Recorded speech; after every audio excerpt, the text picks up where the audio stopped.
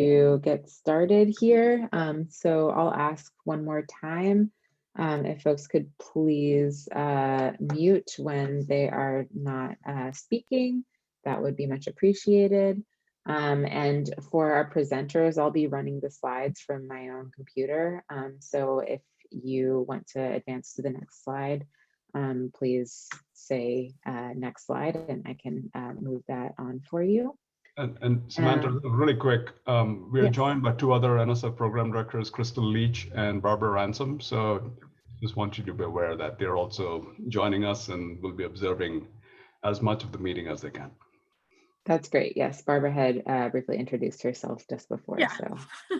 Yes, and I saw Crystal on too. Welcome. And I may have a couple of colleagues, Prakash from Geo, who may come watch for a little bit, but we're just in the observer mode. Okay, all right. Hello all, thank Wonderful. you so much for letting us join. Thank you for coming. All righty.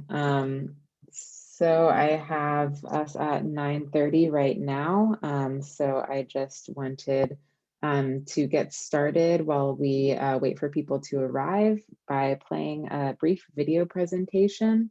And then we will get started around 9:35 after the video ends. So bear with me for just a moment while I pull that up on the screen.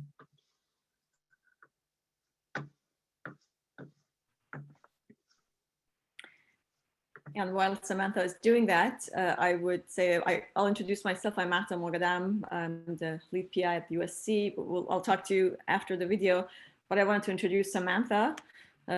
Samantha Danner, she is helping us with pulling this proposal together. She's a project manager or proposal manager here at USC, and she helps various groups and PIs with large proposals. So really appreciate all the help that she's giving us. Thank you, Mata. Yeah, so I think after the video, we'll go for another round of introductions just to make sure that we have caught everything for the folks who arrived a couple minutes behind schedule. So I'm going to go ahead and start the video, and I hope everyone enjoys. Thanks.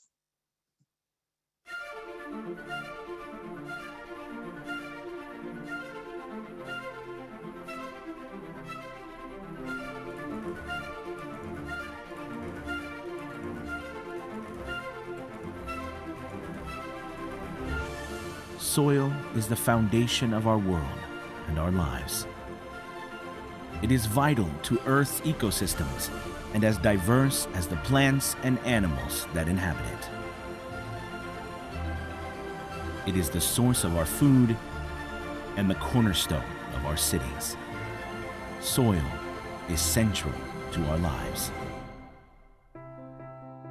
The Center for Soil Dynamics Technologies, a proposed industry university collaborative research center, comprises a diverse team of experts across a range of engineering disciplines, such as electrical, environmental, computer, agricultural, and chemical engineering. University partners include the University of Southern California, the University of Washington, Iowa State University, and the University of Connecticut. Team members have expertise in remote and in-situ sensing technology, soil health and monitoring, dynamic modeling, machine learning, and much more. Our center supports critical industries by informing precision agriculture, enabling climate change adaptation, facilitating security and defense logistics, improving habitat construction and restoration results, supporting waste and water management, and mitigating impacts of natural resource extraction. All of this through research and engineering of environmental and agricultural systems. We research chemical and compositional properties of soil, like salinity, fertilizers, and microorganisms. We make flexible, long-lasting, and low-cost sensor technologies using both in-situ and remote sensing techniques. We are developing low-cost, easily deployable soil sensors that can be used for comprehensive soil monitoring and smart irrigation applications. With these complementary research areas, we can provide valuable information to various industries that revolve around soils and environmental management. We can help lay the groundwork necessary to improve soil health, to establish more efficient agricultural practices, and to reduce soil and water contamination. Whether it's monitoring a small farm or an entire region, our research and monitoring technologies are capable of providing valuable insights into the functioning of complex and dynamic ecosystems. With the combined effort of academic researchers and industry leaders, we can increase efficiency and profit while working towards a more sustainable future. By joining the Center for Soil Dynamics Technologies, your company will have access to some of the best and brightest students, prepared to lead the next generation workforce. You will gain access to a global network of visionary companies and researchers, and you will have the opportunity to shape cutting-edge research and to commercialize novel technologies. By investing in SoilTech today, you will decide where we go tomorrow. The proposed research of the Center for Soil Dynamics Technologies will contribute to producing greater results from fewer resources. Our work will enable novel advances in agricultural and business practices. It will accelerate our society's transition to a sustainable future. Our research will be the foundation of healthier, more sustainable ecosystems. This is the next generation of soil technology. Together, we can unearth the possibilities.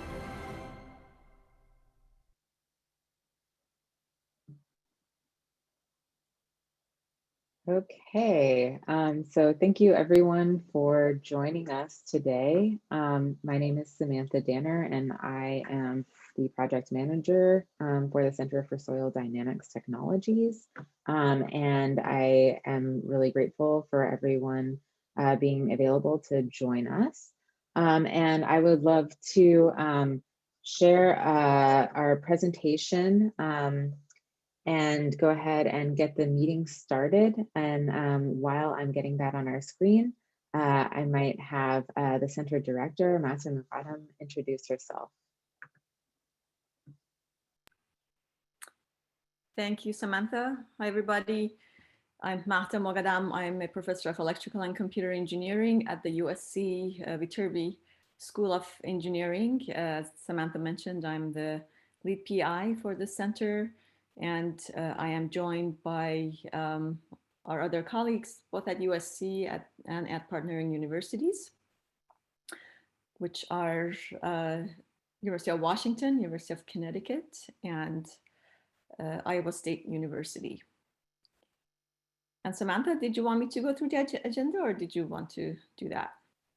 Yes, I'm sorry, I was getting that up on the screen. Can everyone see the presentation all right? Great. Okay, then I'll go straight to the agenda and then we can start on our welcoming remarks. So I just wanted to share a brief overview of what we'll be discussing today. As you can see, we have some time for some welcoming remarks. We'll be discussing the vision, capabilities, and value proposition of SoilTech after that. And then the program manager or program director, Prakash Balan, will be presenting an overview of the IUCRC program. We'll have a quick break, followed by the life form tutorial, and then we will have our project presentations today. So those project presentations are going to be all the proposed projects or many of the proposed projects that we will be presenting, and those will also be available after today's meeting. I'll be emailing all of the event registrants, so if you did miss any presentations, they'll be available for you to view at a later point. Okay, I'll pass it back to Mata for the rest of the welcoming remarks and information. Thanks, Samantha. I would also like to take this chance to welcome our NSF program directors who are joining us here. Maybe I can ask Prakash, Barbara, and Crystal to say another few words before I get started. Do you guys mind doing that? I know that I have the screen here, but if you don't mind just saying a couple of words so everyone else, all of our attendees know you're here. And also thanks to all of the attendees, our industry partners, university partners who are present as well. Sorry to put you on the spot, but if you don't mind, Prakash, just say a couple of words, and then Barbara and Crystal as well. Oh, Prakash, I think you might be muted still. Yeah, I thought we'll start with Crystal, we'll go to Barbara, and then come to me. Sounds great. Hi, everyone. Thanks so much for letting us be here at your meeting, and we're really looking forward to it. I'm Crystal Leach, and I'm a relatively new program director in the IUCRC program within the engineering directorate. I come with a background from industry as well as recently from the University of Georgia. I'm looking forward to today and to hearing about the center and from your industry partners as well. And I'm Barbara Ransom. I'm in the Directorate of Geosciences in their front office, and I work with their innovation program. And we're building a portfolio of IUCRCs and the geosciences, and our directorate is interested in what you all are doing. And we're glad that you were allowing us to come in and observe. I may have two colleagues who will come and at least see part of the meeting, Enriqueta Barrera, who runs our low temperature geochemistry program, and Richard Uritich, who oversees something called the Critical Zone Observatories, which are soil-based observatories that extend across the United States. So welcome, and thank you for letting me attend. Thank you, Barbara.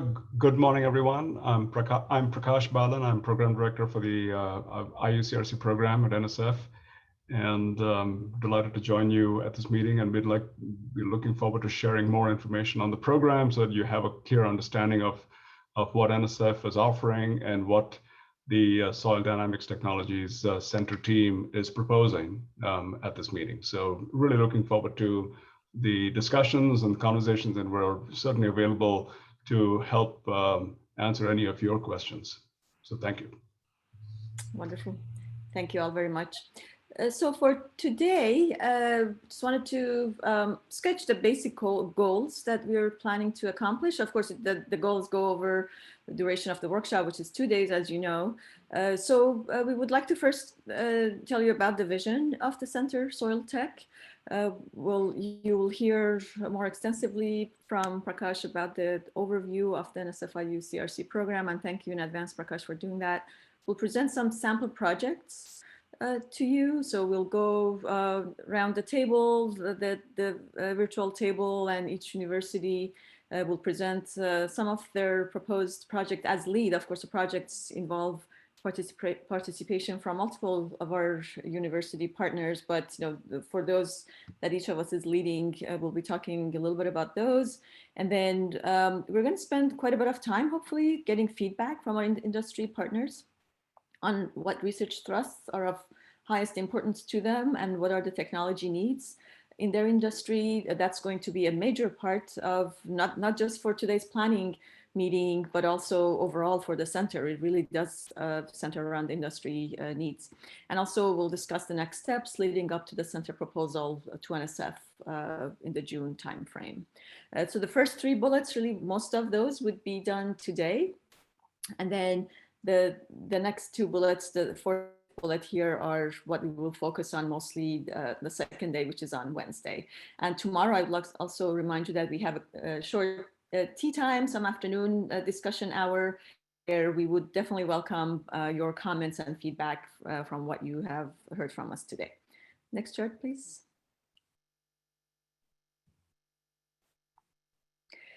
I'll say a little bit about well, you'll hear about all of us in the next few minutes about our universities and partners. So at USC, here we are home to the School of Engineering, which ranks typically among the top 10 in the US in engineering schools.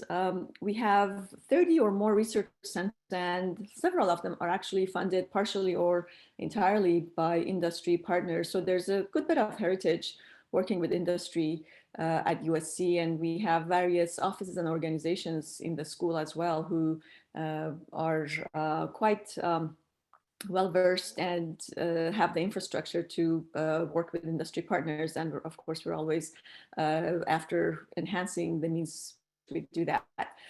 We are very proud of our efforts and our especially recent track record in achieving the concepts of gender parity. Our incoming class reached and female students in the freshman. And we have ongoing efforts and strong commitments to the ideas of and practices of diversity and equity. So that's always front and center in everything we do, is part of the fabric that we're trying to accomplish. I've shown you here some of my distinguished colleagues who will be participating in the center with me: Gianluca Lutt, John Wilson, Yolanda Gill, and Felipe de Barros. She comes from a different department, different discipline, and we all are very excited to work together on this center. I'm going to pass it on to the next university partner. Samantha, next chart, please. Yes. Good morning, everyone. My name is Peyman Arabshahi. I'm an associate professor of electrical and computer engineering at the University of Washington in Seattle. In terms of industry relationships and overall background of the school, UW has been routinely ranked as second in the nation by share of federal research dollars. And in terms of engagement with companies, has been ranked consistently for the past number of years as the #1 most innovative US public university and #5 in the world after 4 private schools, Stanford, MIT, Harvard, and UPenn.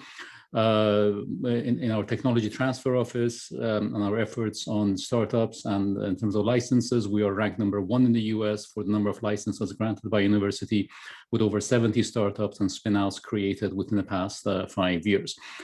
Colleagues working with us on the center span a wide spectrum of expertise, from civil and environmental engineering to mechanical engineering to computer science and engineering, and to our School of Environmental and Forest Sciences, and also to aeronautics and astronautics.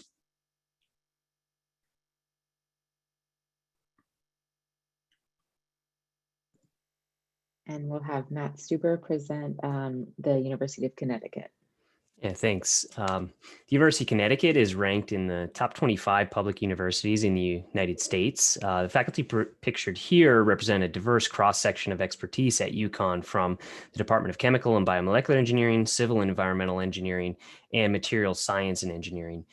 UConn has a very strong legacy of industrial partnerships. We recently built the Innovation Partnership Building that's home to cutting-edge research, industry collaboration, and innovation. And this is really seen as a formal convergence of industrial and academic research at UConn on campus. The School of Engineering at UConn hosts more than 30 centers with industrial partnerships.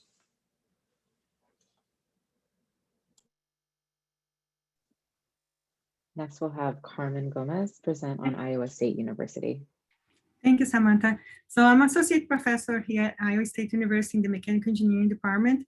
Iowa State is located in the Midwest, and we are the site that will be mostly connected to agricultural industries. We have a lot of collaborations here at Iowa State.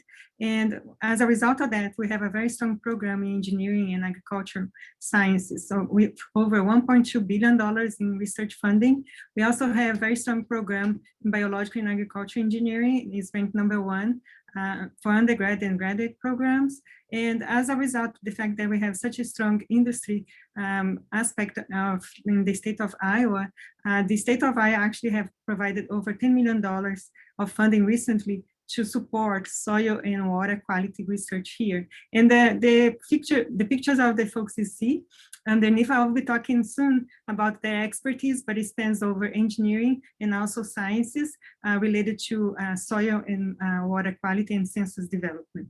So I'll talk about that in a little bit. Thank you. Thanks. So next we'll be discussing the center's vision and some of the value propositions that we offer. And to do that, Mata will again present some of the next slides, and we'll also have our leads from each of the different institutions come back to present more details about their own organizations.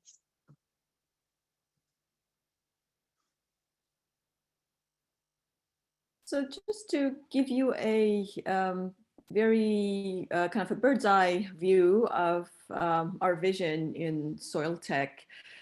So we really think about it in along 4 different complementary axes. One is that we're developing technologies. We are engineering focused. and of course, engineering and science, I should say, and it's focused on soils. So of course, we're going to enable everything by developing technologies for quantifying, tracking, understanding, and ultimately, in some cases, controlling the dynamics of soils for different applications. And we do all these technology developments to support critical industries like agriculture, climate change, adaptation, logistics, and various related industries. We study, which means that we use these different disciplines of chemical, electrical, hydrological, and structural states of soil. And once we collect data, we use our models, we do all sorts of analyses and development so that we can synthesize and understand data at multiple scales, spatially and temporally. Next chart, please. So the value propositions of SoilTech, again, we think of these as complementary, but also along a few distinct paths. One is along the lines of developing technologies. We are developing pre-competitive technologies with minimal upfront investment.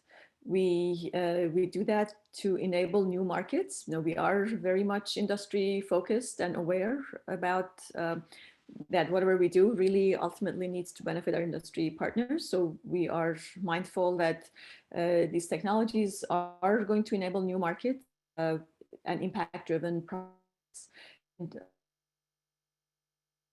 for culture, several things which we don't list another very long set of some technology. A couple of examples. Additionally, hope to provide access to a diverse set of students and engineering talent, extensive training, and people who can hit the ground running once they join industry. And also another thing, which is something that hopefully will organically grow, is that we would like to provide networking opportunities for industry partners as well, just so that they could, that you could forge new and productive partnerships. Next chart, please.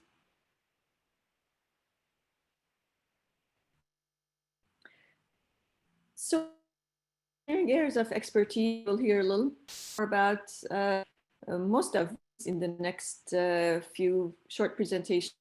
These are numerous. We have expertise in remote sensing, and that could be satellite and airborne remote sensing, UAV sensing, which if you want to call it in situ or remote, and it's non-contact.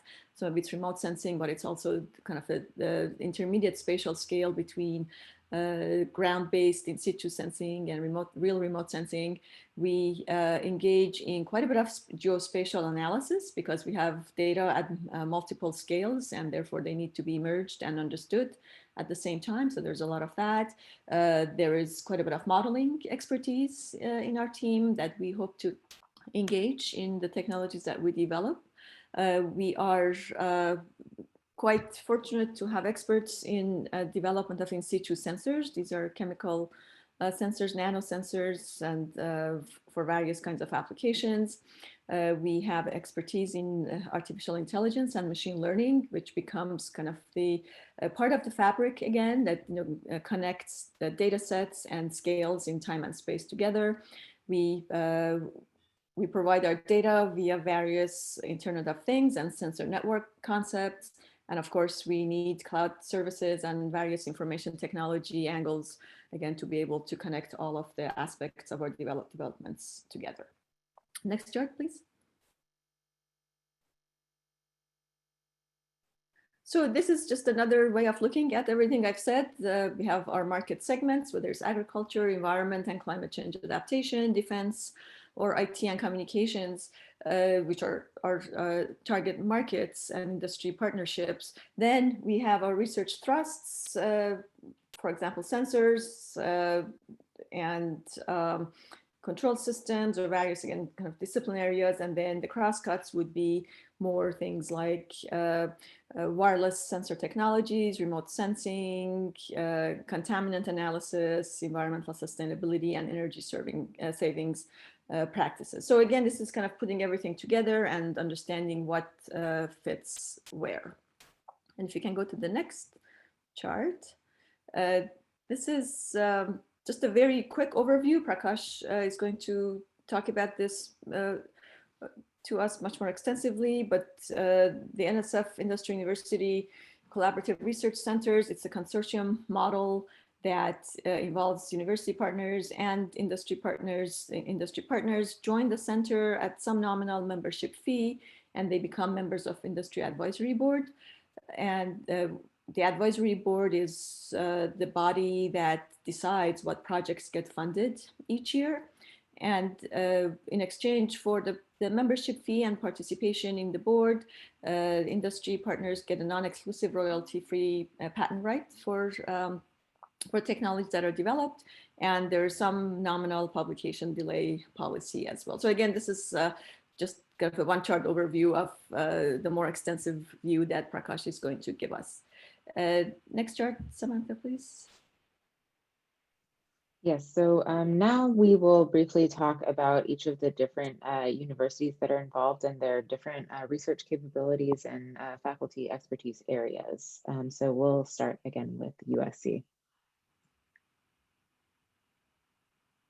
Right, and this chart is somewhat of an eye chart. It's hard to capture everything that we do in only one page, but to give you an idea of what the type of projects that we will be leading at USC will take advantage of some of our strengths, which are satellite, airborne, and UAV-based remote sensing, in situ sensors, autonomous networks, AI and machine learning, contaminant analysis, and hydrologic land surface modeling. And the graphics you see, these are just a few swatches of the capabilities that we will be engaging and developing further to the center. So we have quite a bit of UAV-based sensing that is coming online. We have Center for High Performance Computing, which is the basis for a lot of the models that we run and a lot of the retrievals that we do. We are quite strong in AI and data science through the Information Sciences Institute. Also quite a bit of facilities in microwave sensing and sensor development. And with that, I'm going to pass it on to, I think Payman is next. Correct, Payman? So at the UW, as I mentioned, the expertise ranges across 5 departments in the College of Engineering and the College of Arts and Sciences and the College of Environment, and the expertise that our faculty have are in the areas that you see here, namely wireless soil moisture and soil health sensor networks, precision agriculture, in particular efforts going on locally with Microsoft, battery-free, long-lived soil sensing, computational modeling of soil and water interactions, liquefaction, landslide mitigation, and the like, plant ecology and hydrobiogeochemistry, as well as strong efforts in space-based remote sensing, satellite networks, constellations, and optimization of space-based sensing. Facilities, just a handful are mentioned here, but we have strong facilities performing, for example, compute tomography, X-rays, hydraulics laboratory, an array of geotechnical engineering laboratories, a hydrobiogeochemistry lab. We are part of the NSF nanofabrication network, and we have a Washington nanofabrication facility recently upgraded with about $37 million of investment as well. And we have we have also the applied physics laboratory on campus, which is part of the US Navy research enterprise, working in environmental sensing, in particular both soil and also especially in ocean and water sensing, and as well as other departmental laboratories such as the sensor system laboratory that works in the areas of sensing, computing, and communications. Thank you, Payman. And next we will have Baikun Lee to present for the University of Connecticut. Okay, thanks, Samantha. Okay, yeah. So the UConn SoilTech team has strong expertise in numerous soil-related fields. And just like before in the first slide that we already mentioned that we have about 10 faculty members already involved in the soil-related research, especially the soil sensor development. As shown on the right top picture, this is the soil sensor prototype that we are developing. Also the soil monitoring and the UAV mapping, control methodology and modeling, and soil biodegradation and remediation. And the UConn team is well equipped with a broad range of facilities and resources that can be used for this proposed center. Here, I just name a few here. The state-of-art environmental sensor and energy lab, the electrochemical sensor lab, and the left bottom picture is a screen printer recently purchased for the mass production of sensors. And also the School of Engineering has a process system and the operation lab, numerical prediction and the modeling lab, and the soil mechanics lab. In addition, several of the centers that they are not listed here, including the Institute of Material Science, which can be approached for the sensor characterization and the modification. And recently founded the IUCRC Center, the Additive Manufacturing Center, that we could approach for the soil sensor material development. And finally, the newly inaugurated Innovation Partnership Building, IPB, shown on the right bottom picture, is a flagship hub for the UConn team to conduct technology commercialization with diverse industry partners. Thank you, Baikun. And now we'll have Carmen Gomez from Iowa State to present their faculty expertise. Thanks so much, Samantha. So again, Iowa State University, located here in the Midwest, we have a lot of expertise related to soil and water quality monitoring. So we have, for example, in situ soil sensors for nutrient quality and water quality monitoring. That would be Dr. Clausen and myself working on developing of those sensors. We also have Dr. Claire Phillips. She is an expert in soil carbon and carbon sequestration. And also she's been working with greenhouse gas sensors with the USDA ARS. So they are part of our cohort here. We also have machine learning and artificial intelligence data for data analytics, and that would be with Dr. Bhaskar here at Mechanical Engineering. And in terms of soil nutrients and water conservation and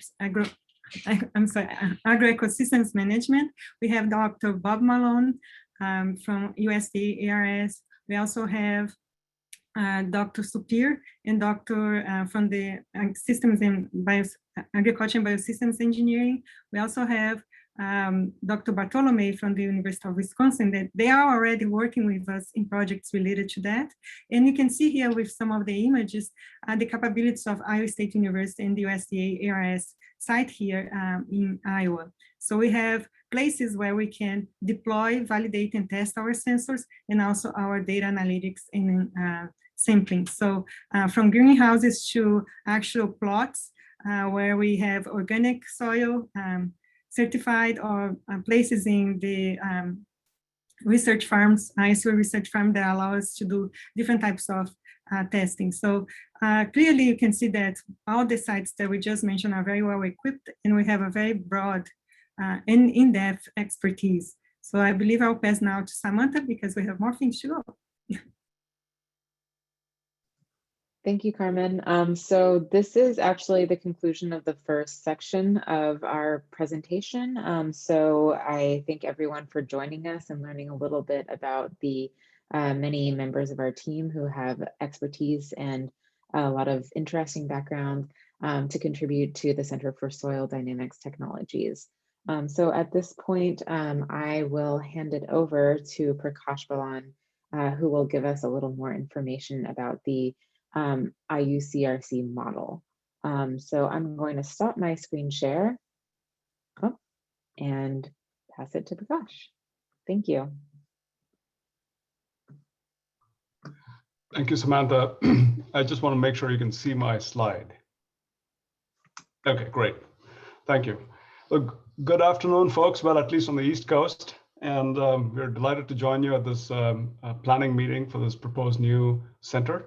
I have a set of slides to give you a sort of a high-level view of NSF, and I'll very quickly dive into the IUCRC program. So as one of my colleagues will famously say, at the galactic view, this is our mission at NSF to promote the progress of science, advance the national defense, prosperity and welfare, and to secure the national defense. So in many ways, our mission is extraordinarily broad. And as you will see, we play a very significant role in the nation. We have a budget of $8.5 billion. We fund about 24% of all federally sponsored academic research. In fact, outside of NIH-sponsored medical research, NSF's percentage goes up to 57%. Over the years, we have funded breakthrough work, and the number changes every year. At last check, it was 230 Nobel laureates have been supported through NSF funding. We have a huge community nationwide that is supported through NSF grants, 313,000 individuals, researchers, postdocs, trainees, teachers, students. And most excitingly, we also have at any given time, 400 startup small business typically funded every year out of the NSF Small Business Innovation Research Program. NSF, as I said, funds all fields in science and engineering. And in fact, interestingly, each one of these boxes shown here is a huge directorate at NSF. And these large directorates have divisions and programs. And these are and the IUCRC program, for instance, is an example of one such program which fosters academic industry collaboration.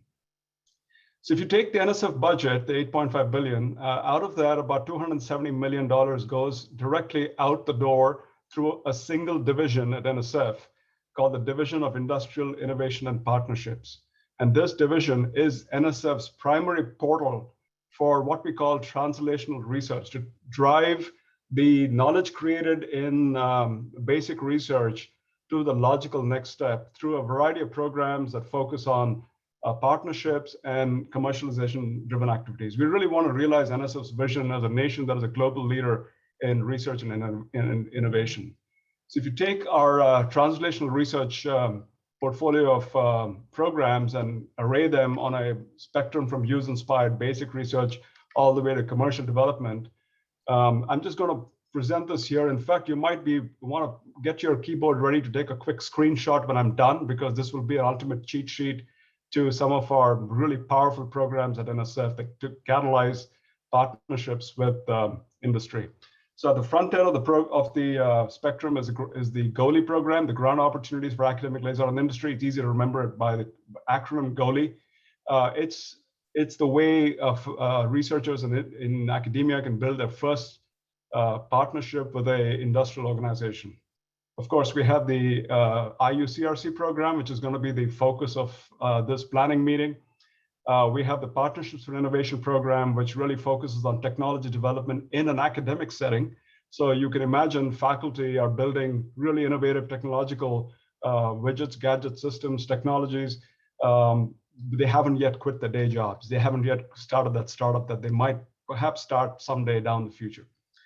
We have a relatively new program that allows NSF-funded graduate students, master's and PhD students, to take up to 6 months in an immersive non-academic internship in a variety of organizations from for-profits, nonprofits, national labs, policy think tanks, and startups and small businesses. So it's a really, really powerful program, which we created just a few years ago.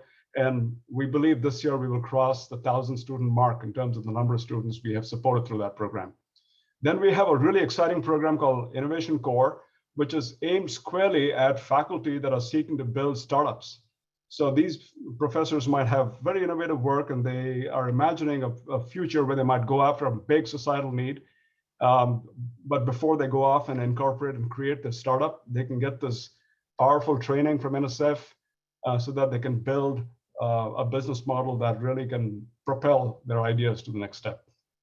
And last but not the least, we have the Small Business Innovation Research Program, which is which was actually created at NSF in 1977, and became law in 1982, and now it is across the entire federal government, and close to $3 billion of money is invested by the US government in startups and small businesses.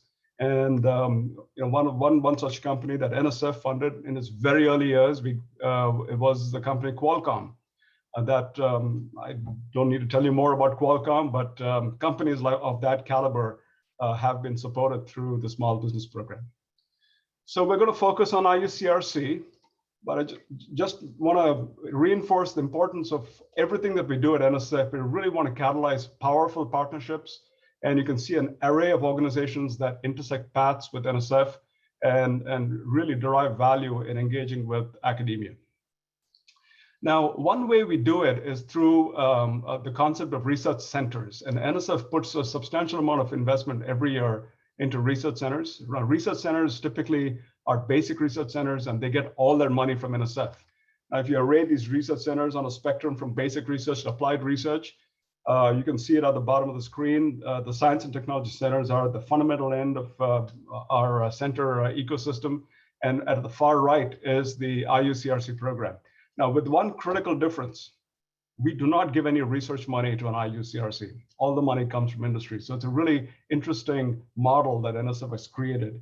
And the dates at the bottom of the screen tell you when these programs are founded. So you can see IUCRC has been around for a long time. It's a very robust program and has really helped drive innovative collaborations with industry. So if you look at the program, you have government, in this case, NSF, providing funding. We have universities providing the infrastructure, human capital, and technical expertise. And we have industry bringing the problem sets, the downstream technological needs, which need to be supported by upstream knowledge creation activities that happen at the center. So if you look at the so-called technology readiness level in an IUCRC, it's really very early stage, and which is important because we want an environment where competitors in a marketplace can come and sit around a table and have collegial, open discussions of basic research, of what we call pre-competitive research. So this is research that could get published, that could end up in a student's thesis, might be research data, but it's breaking news. You get access to it as it happens, and then you get a chance to bring it into your companies and do very innovative and exciting things with it. Now, NSF, if you take the current portfolio of IUCRC centers and do a portfolio analysis, these are the topics that fall out of it. We do not go into the community saying we are looking for proposals in topics A, B, and C. It's what the community brings to us through deeper dives with industry. And so the program is wide open to brand new ideas. And it is through planning planning meetings like this, where these ideas ultimately crystallize and come back to us as fully formed concepts for center creation. So if you look at the typical structure of an IUCRC, you have a lead site and you have multiple partner sites. Now in the specific case of the SoilTech Center, they have 4 universities and USC is the lead site. They have an academic leadership team, and you've got an initial bird's eye view of what that team is composed of. They could have external collaborators, plural. They have a governance structure, so they have an internal academic policy committee, and they have a sponsored research office that is overseeing their grant, but they're sort of in the background. They're there to step in if needed. The primary driver, the engine of innovation at an IUCRC is the expertise of the faculty driven by the strong industrial needs. And so the Industry Advisory Board plays a very important role in an IUCRC. And the way it all comes together, NSF provides money for administrative and management costs. The Industry Advisory Board provides research dollars. And what is unique about this model is we cap the indirect costs of these of your research dollars at roughly about 10%. So you can see almost all of your money is going to go into funding the direct costs of research. There is an industry advisory board, and it be comprised primarily of industry members, but there could be government members who are participating. The universities provide infrastructure, people, intellectual capacity, and because we are putting a limitation on the indirect costs, they are really providing the difference so that the research can be done. And out of this comes a shared portfolio, which is cooperatively defined. It is governed by a NSF IUCRC membership agreement. The pool money supports, you sit around the table, you vote on the most powerful projects that the Industry Advisory Board as a group wants to support. And out of that comes research results that could ultimately end up creating value in your organizations. So everybody signs a membership agreement. The membership agreement is published by NSF, and all parties at any IUCRC sign exactly the same membership agreement. No changes are allowed. The good news is when you take that membership agreement to your organization, your corporate lawyer does not have to sweat it because thousands of firms have signed exactly the same agreement. And so we've reached a nice optimum, which makes it very easy for organizations seeking to join an IUCRC to sign the membership agreement. And some of the key aspects of the agreement are that the patent rights are held by the university. All members get a royalty-free, non-exclusive right. Keep in mind, IUCRCs are in the knowledge creation business, not the IP creation business. So don't let the IP clauses give you the false sense that they're going to be generating a huge amount of IP. That's not the mission of an IUCRC. They're supposed to create the knowledge so that you can bring that knowledge into your companies and then create most of the IP in-house. We also have publication delay policy that can be specified, and there are a few other fill-in-the-blank style inputs that you can put into these IUCRC membership agreements, but it's published on the NSF website, and the planning team can certainly provide you a link. So what's in it for the members? One of the biggest drivers is the amount of leverage that you get in your funds, and I'll go over that a little later in the subsequent slide. But one of the perhaps the most significant benefits that members mention is the access to talent, access to the faculty, the graduate students, the undergraduates that get involved, and the postdocs. And really, if you're looking for your next generation workforce, there's no better place to go looking for a talent than in a center-like ecosystem like this, because you really get to work with the students over multiple years and mentor them, and perhaps even bring them into your organizations down the road if they're interested in joining your organization. You get to leverage research dollars, you get to de-risk your R&D. Many of you might have high-risk ideas for which you need some research insights, which might then direct the internal investments on downstream R&D. And so it helps you really de-risk your internal R&D activities. So there's a lot of value propositions to be gained from an IUCRC. And of course, the biggest winner is that the overhead rate does not exceed 10% in an IUCRC. So you're getting a lot of value creation right there. So I talked about leverage. Let's do some quick math. So in a 4-university center, we require it to have at least 12 full members. Let's assume a membership level of about $50,000 per member per year. All the members would be annually contributing about $600,000. The university subsidy on indirects, the cap 10%. Let's approximate that conservatively at being about $200,000. It could be higher. NSF invests $600,000. The total financial support annually is $1.4 million. So your $50,000 is leveraging $1.35 million annually. That's powerful. That's 27 to 1. Think of a place you can go where your $1 is going to leverage another $27 in a highly transparent, well-governed, franchise-like ecosystem. That's what you get in IUCRC. It's almost like if I were to say walking into your favorite coffee shop, let's say Starbucks, and while no two Starbucks look the same, you know what to expect that you'll get there. So that is the power of the model. Now, how does it come together on a 12-month cycle? So you have the Industry Advisory Board, and typically in an operating IUCRC, you'll have a semi-annual meeting to review progress in the IUCRC. And typically there will be one progress review meeting and there will be one project selection meeting. So new proposal ideas come into the project selection cycle. You select projects, you vote on them, you initiate them, and 6 months later, you assess the progress on those projects. Often at the progress review meeting, you will have still new ideas which will come to the table. And so you might be refining those projects, refining those ideas, and preparing them for the next project selection meeting.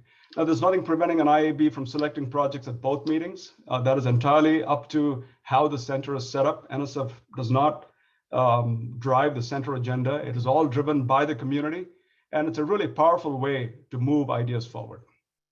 So you get one vote per full membership that you buy.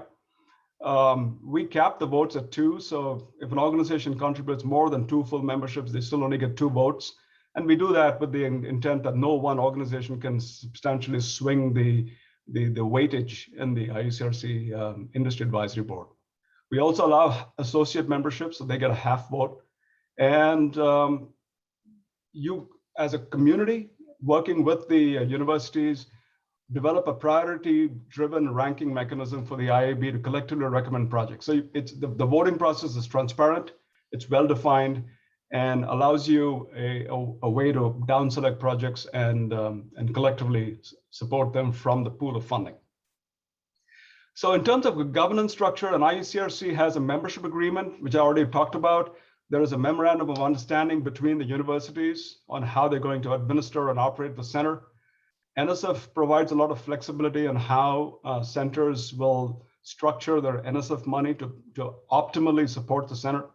And then there's a document called the bylaws, which is created by the center for the center, created by the universities in a partnership with the Industry Advisory Board. So all of you come together and create the bylaws that operate the center. Of course, nothing in the bylaws can violate the NSF specified membership agreement clauses.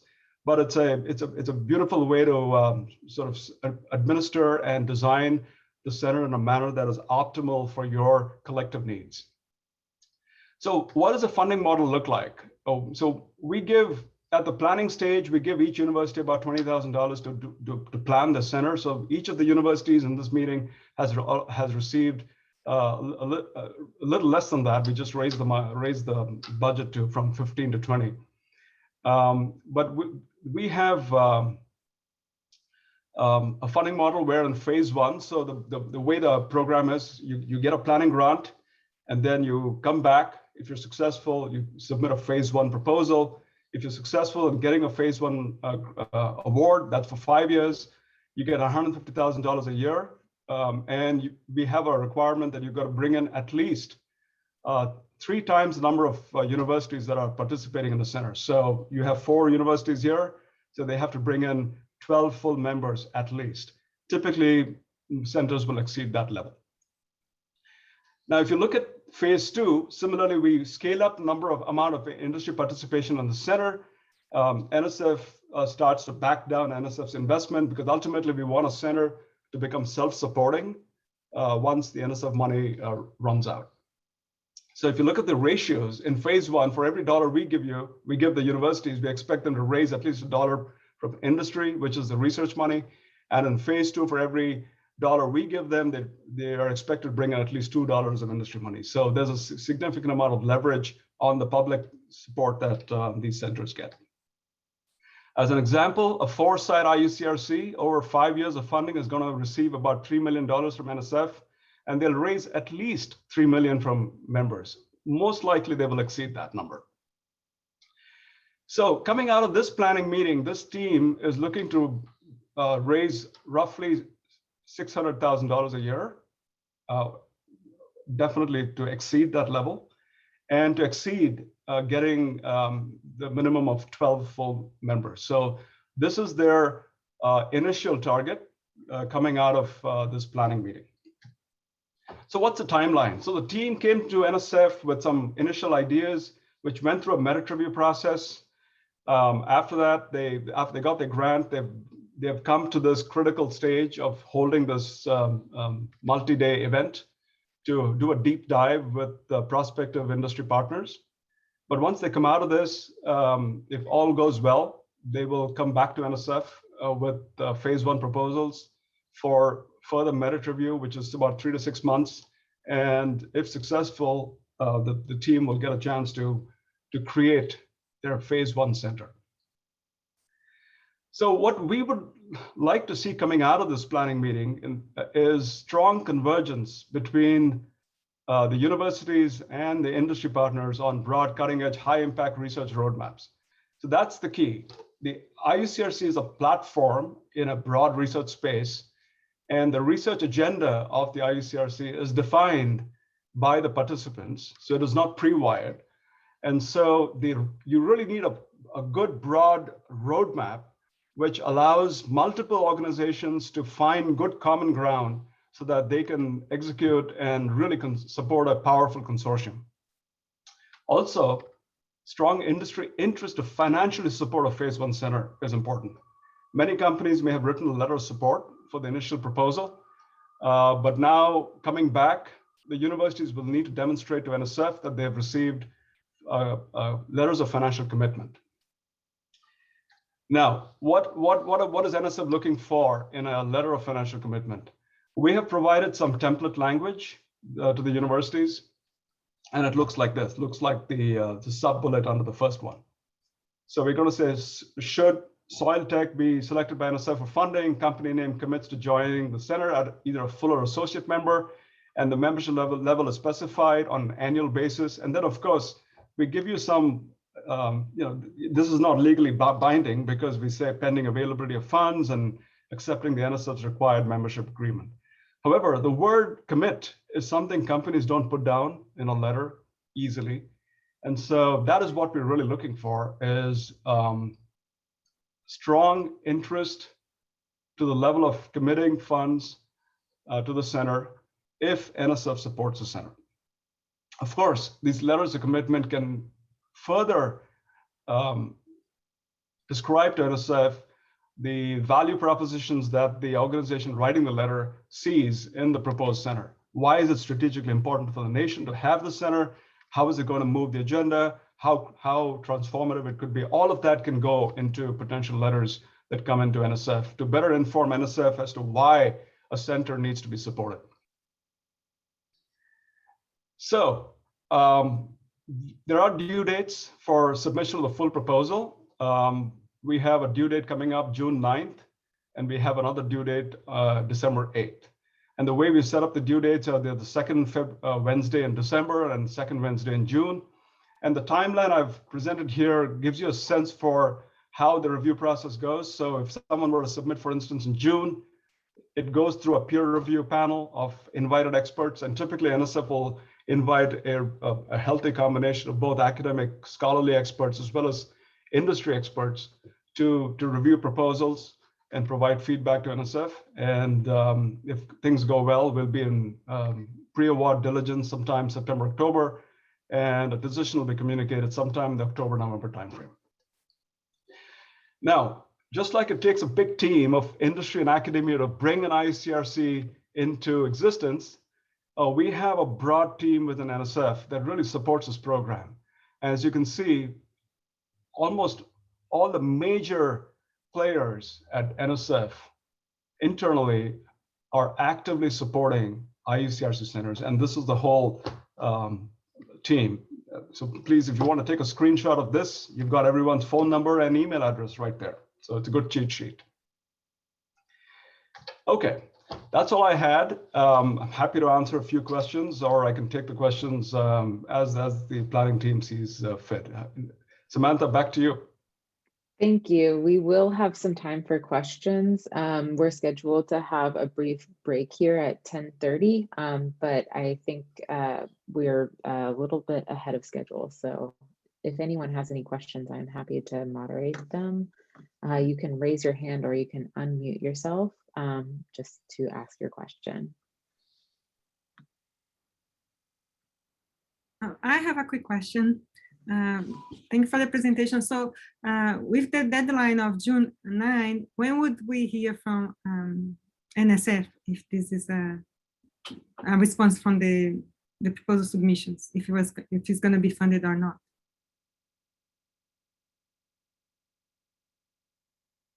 Oh, Prakash, I think you're still muted. Yeah, so as I said, if you submit in June, you're most likely going to hear from NSF sometime in October or November.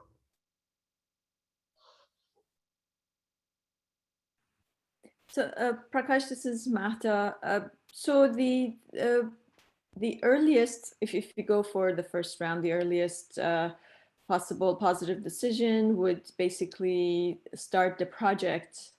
I guess the decision would be October, November, which means that we are well into fiscal year 22 at that point.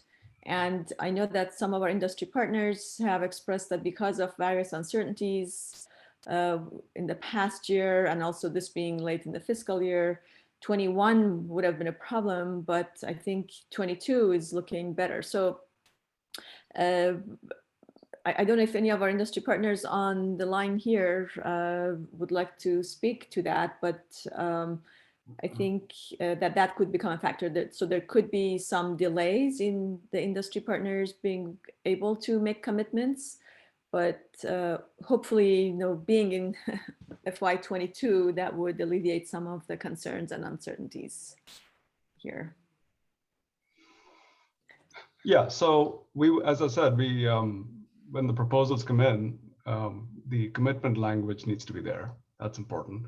Mm-hmm. And in the best case scenario, if a submitting team is being considered for an award, then we would need a reconfirmation of the ones that have written those letters of commitment. And there's of course additional documentation and things like, for instance, we would need a fully executed MOU between the universities. We'd need to get a sense for the draft bylaws.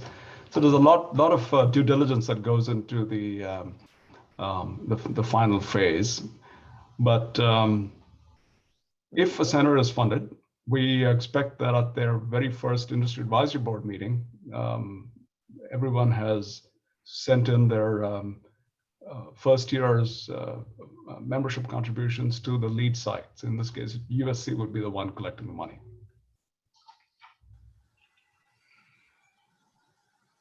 So Prakash, so by June, when we plan to submit this proposal, that's June 9th, this means that each university will have at least 3 membership, right? Committed, or not committed, I mean, I did show that they will commit full membership.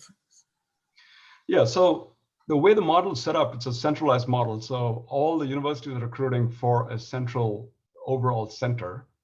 So we don't account for recruiting or industry participation on a university by university basis. So the math is simply on a center basis, right? So if the center brings forth 12 or more full members, that would meet NSF's criteria on that front, right? So remember, it's a centralized model. The lead site is the one collects the money, and the funds are allocated to the projects based on collaborative discussion with the industry advisory board. The industry advisory board recommends projects to the central leadership team, and the team then figures out how best to execute those projects. Some projects may be highly collaborative, involving multiple universities. Some may involve one. So it all depends on the discussions and what comes out of it through the industry advisory board meetings. So, but USC will be responsible for the management of the funds and the allocation of those funds and such. One more question, Prakash. Mahta here again. Can you comment on the mechanisms for FFRDCs and other agencies that might be interested in getting involved? Yeah, so FFRDC is a federally funded research and development center, right? So yes, so we have a very easy sort of engagement frameworks NSF has already created for any federal agency to contribute to the research agenda of a center. And the way they do it typically is they do it through an interagency agreement. They send the money to NSF. NSF will augment the NSF grant. And the federal agency does not get any additional rights, anything more than any industry advisory board member will get when they join a center. So they play by exactly the same policies and rules. And those funds that come in from a federal agency are contributed to the center's funding pool. And the industry advisory board, they can send a representative to represent their organization to the industry advisory board. And those conversations again happen. There's a very transparent project selection process. There's transparency in the voting process, and projects are executed appropriately. So we have recently, in a recent tally, there were north of 20 federal agencies contributing funds to IUCRCs. Yeah, I can definitely imagine that, because some of these projects and topics are of kind of multidisciplinary, multi-organization interest. And so if I understand correctly, then those agencies would get just equal vote at the advisory board. Yeah, the voting weightage is, as I said before, a full membership is 1 vote, associate membership is half a vote, and if someone contributes the equivalent of 2 memberships, they get 2 votes. But then if they contribute more, they still only get 2 votes. Got it. Got it. And one other question, which I know in some discussions with my colleagues has come up, in particular at JPL. Let's say if an organization, and this is not just JPL, it's any other agency, if they have internal research funds or discretionary research that they would like to contribute, and it's not a money that comes directly from the government agency that sponsors them, but it's internal. Does that still have to get transferred to NSF, or does that become a more direct transfer to the center? So there are the engagement mechanisms are laid out on the NSF website. So someone can either sign a direct agreement with the center, so they could sign the membership agreement, or they could use some contracting mechanisms. But NSF specifies the language that needs to go into that, because we don't want anybody from a government agency contributing funds to a center where the expectations are anything above and beyond what any member can expect joining an IUCRC. So we just want to make sure that that is very consistent. Right. Yeah, that's a given, of course. Yeah. Thank you. Samantha, how are we doing on time? So we are scheduled for a break, actually for a few more minutes until 10:40 a.m. But I certainly want to make Prakash available for any further questions. And also to note that any questions can be emailed to us at any time. I will put our email in the chat here, just to make sure that everyone can access us at a time that makes sense for you. But if there are no further questions at this point, then we'll reconvene here in just about 5 minutes, around 10:42. Does that sound Thank you good very much, to you? Prakash.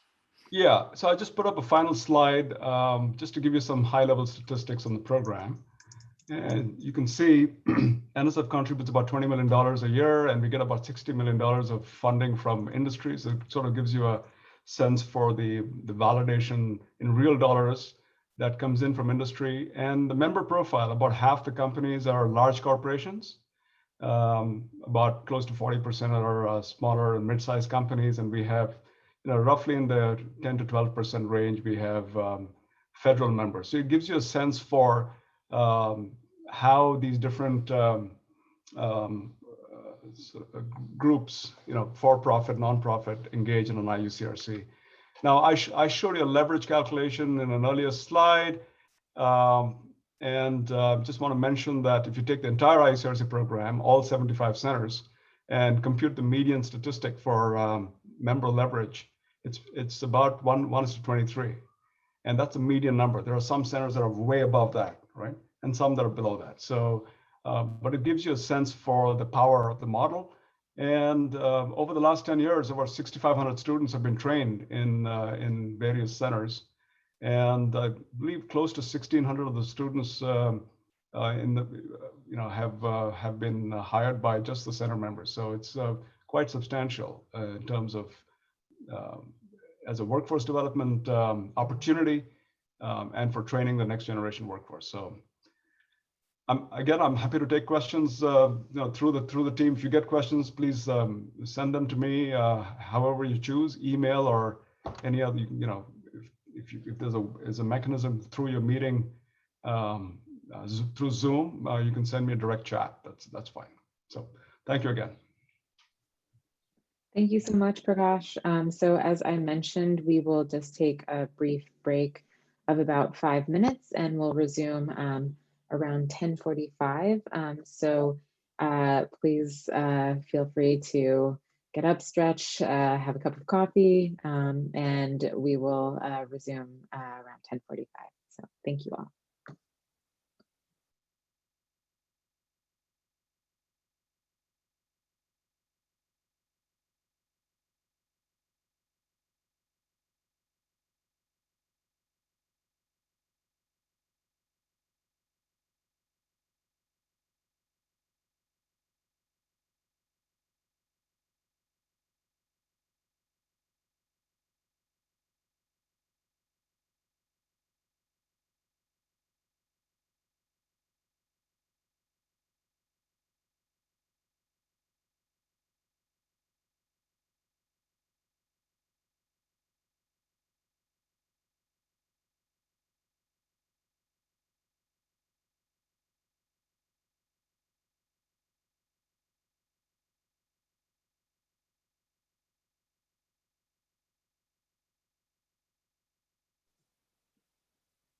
Just wanted to check, is everyone able to see the we will return from our break shortly screen?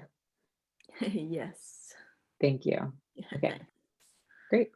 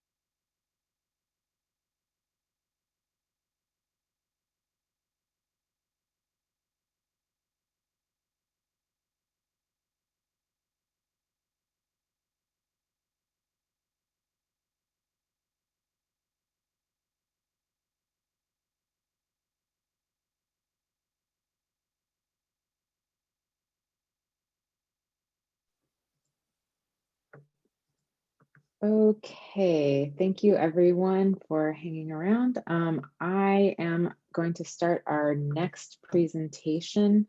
So this will be a life form tutorial. So just to provide some background, the life forms are the system that we'll be using to get project feedback. So I will start the presentation now, and please do let me know if anyone is having trouble seeing my screen. Is everyone able to see the screen here? Oops. Yes, except it looks like it's maybe your last chart. I think I have, yes. Somehow advanced all the way to the end. Okay, thank you. So I'll go ahead and get started. So thank you all for coming. Just to reintroduce myself, if you joined a little later, I'm Samantha Danner, and I am the project manager working on the Center for Soil Dynamics Technologies proposal. So I am helping to manage this meeting and am available for any questions you may have. And just want to say thank you, and we really appreciate everyone for joining us today. So with that, I'll go to a brief explainer about the life form system. So the system was actually made for the NSF IUCRC programs, and specifically for the Industry Advisory Board meetings. So the life system is a way that we can get feedback on presentations and project proposals that's easily accessible and allows the faculty members participating to provide responses to industry feedback. So users are able to provide their feedback and also respond to any feedback on a variety of systems. So laptop, tablet, or smartphone will all work, and we hope that it's accessible to you. Now I understand when we would have a in-person meeting, they would actually be paper printed out forms, but for the time being, they'll be digital forms. If anyone is confused about how to access the life form system, I will be explaining that as well. So why use the life system? Well, there are a number of reasons depending on your interest and your background, but if you're an industry participant in an NSF IUCRC Industry Advisory Board meeting, this system would allow you to provide feedback on any projects that were presented at a given meeting. If you're a faculty or student participant in an IAB meeting, the system allows you to respond to that feedback, and you can have a good dialogue on all projects presented. So I just want to explain how you will actually access the Lifeform system. So this picture shows a display of the main page when you go to IUCRC.com. And on that page, you can select from a list of the open meetings. In our case, we are the only meeting happening today. So you can select our meeting here, which you'll see is the Center for Soil Dynamics Technologies meeting. Now, the date is April 26th, but please note that we are having another day of meetings that will happen on April 28th. In addition, we'll also have a brief networking event tomorrow, April 27th at 1 p.m. Pacific time. So once you have selected your meeting, all you have to do to select it is click on it, and that will take you to the event page for that particular meeting. At that point, you'll be able to enter the password for the meeting. So I've put the password on our screen here. This information has also been emailed to you, and it's available on our Eventbrite registration page for everyone who's registered. And for anyone who has registered, I will also send a reminder email after today's event concludes, just to reiterate this information and make sure that everyone can access the Lifeform system. So once you've entered our password, you click proceed. At this point, you'll be able to select your role. So in most cases, you will select the industry role unless you are a member of the team, in which case you can select the faculty role, and no one except for me needs to worry about the admin role. So at this point, you would select the industry button here, and that should take you to a place where you can evaluate the projects that will be presented today. So you'll be able to view a list of every project for this meeting. At this point, they are in the order presented. And as an industry user, we'll ask for you to evaluate at least 3, if not more, of the listed projects. Now, the choice is yours as far as what you'd like to evaluate. We would greatly appreciate any feedback on projects that you're especially interested in. But by the same token, we would love to have feedback on any projects that you're strongly not interested in. And there is no limit on the amount of feedback you provide. The more is better from our perspective. So please feel free to provide feedback on as many projects as interest you. And the evaluation can be quite a brief process.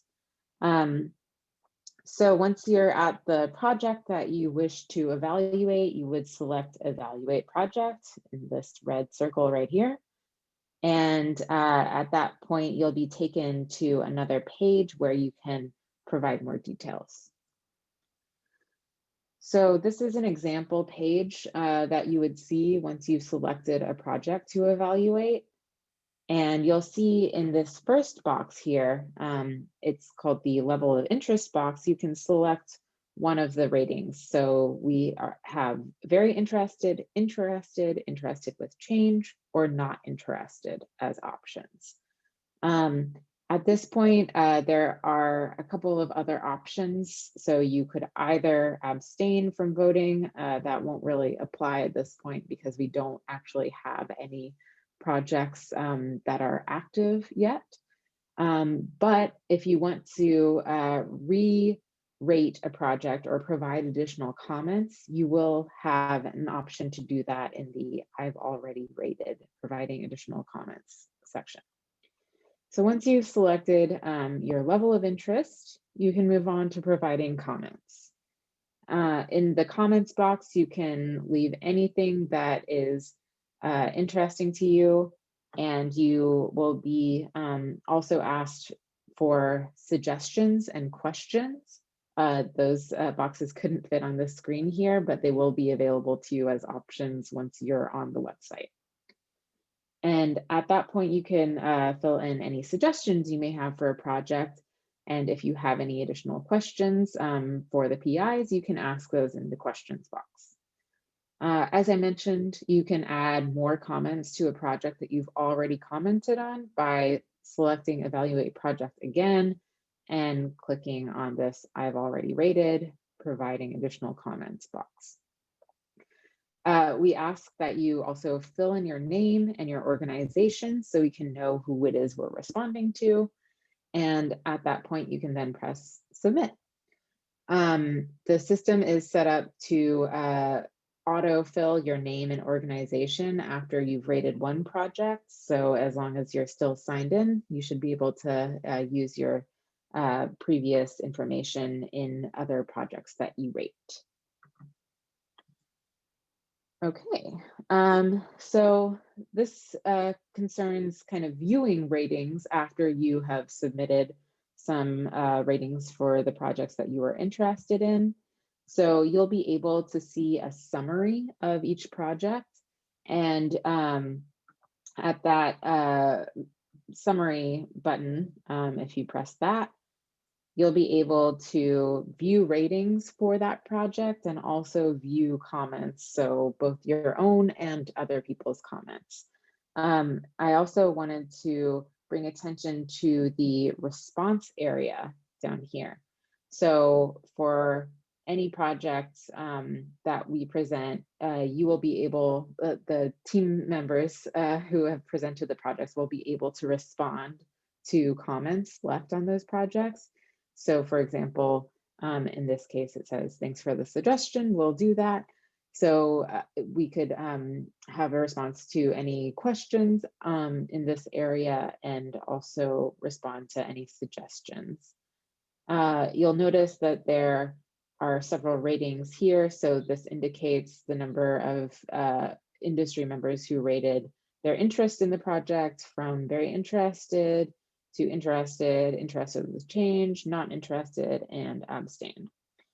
You can also use this box at the top here to toggle between the different projects. You'll see a brief name in this box here that you can click the down arrow and expand that name. You can go to the previous project or to the next project.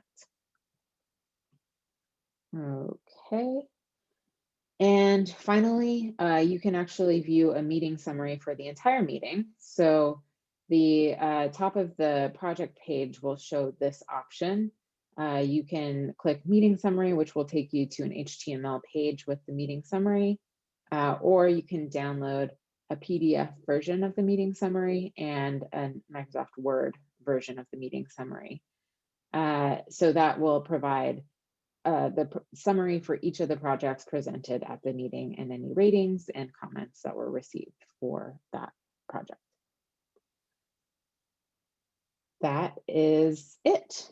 So I appreciate everyone for sticking around for the Lifeform tutorial, and I have a few moments for questions here before we start on our proposal presentations. Does anyone have any questions?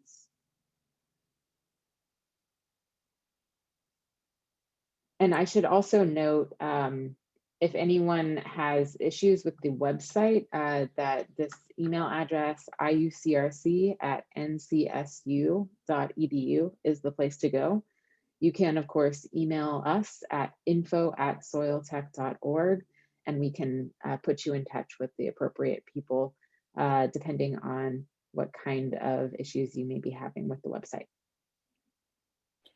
So Samantha, just to clarify for our potential partners, so you're asking everyone to have the website up and try their hand at filling the life forms as we present the next set. So because we're going to be presenting several projects, and we would like feedback within the life forms. That's right. So I should explain, we will have time after each of the 2 proposal presentation sessions to fill out project evaluations on the IUCRC Lifeform webpage. And the page will also be available offline. So if you don't have time during this particular window to fill it out, or if you wanted to provide more detailed comments, you could certainly do that in whatever time frame works better for you. But we would ask that if you are available to fill out life forms prior to tomorrow at 2 p.m. Pacific time, that would be our preference, so we can evaluate the feedback that we've received and also have the opportunity to respond to it on the second day of our workshop, which will be taking place on Wednesday, April 28th. And just in case our attendees have a hard time locating that email that they've received, maybe we should put a link to the forms in the chat box. Absolutely, that is a great point. I will do that now. And I'm actually going to stop sharing my screen so I'll be able to see that. I would suggest you put the password too, right? It's a common password. Yes. Yes, that's right. So I am putting a link to the Lifeforms page in the chat. I hope everyone's able to see that. And for our password, let me open that.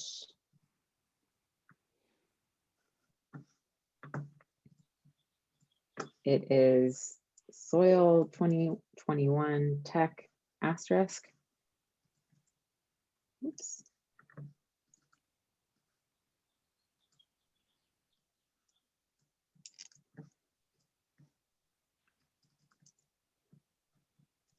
There it is. Does anyone have any other questions meanwhile?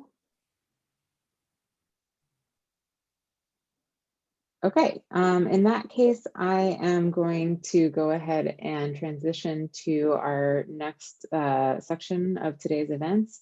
That'll be the first group of proposal presentations. So I'll be sharing my screen, which has all of the presentations.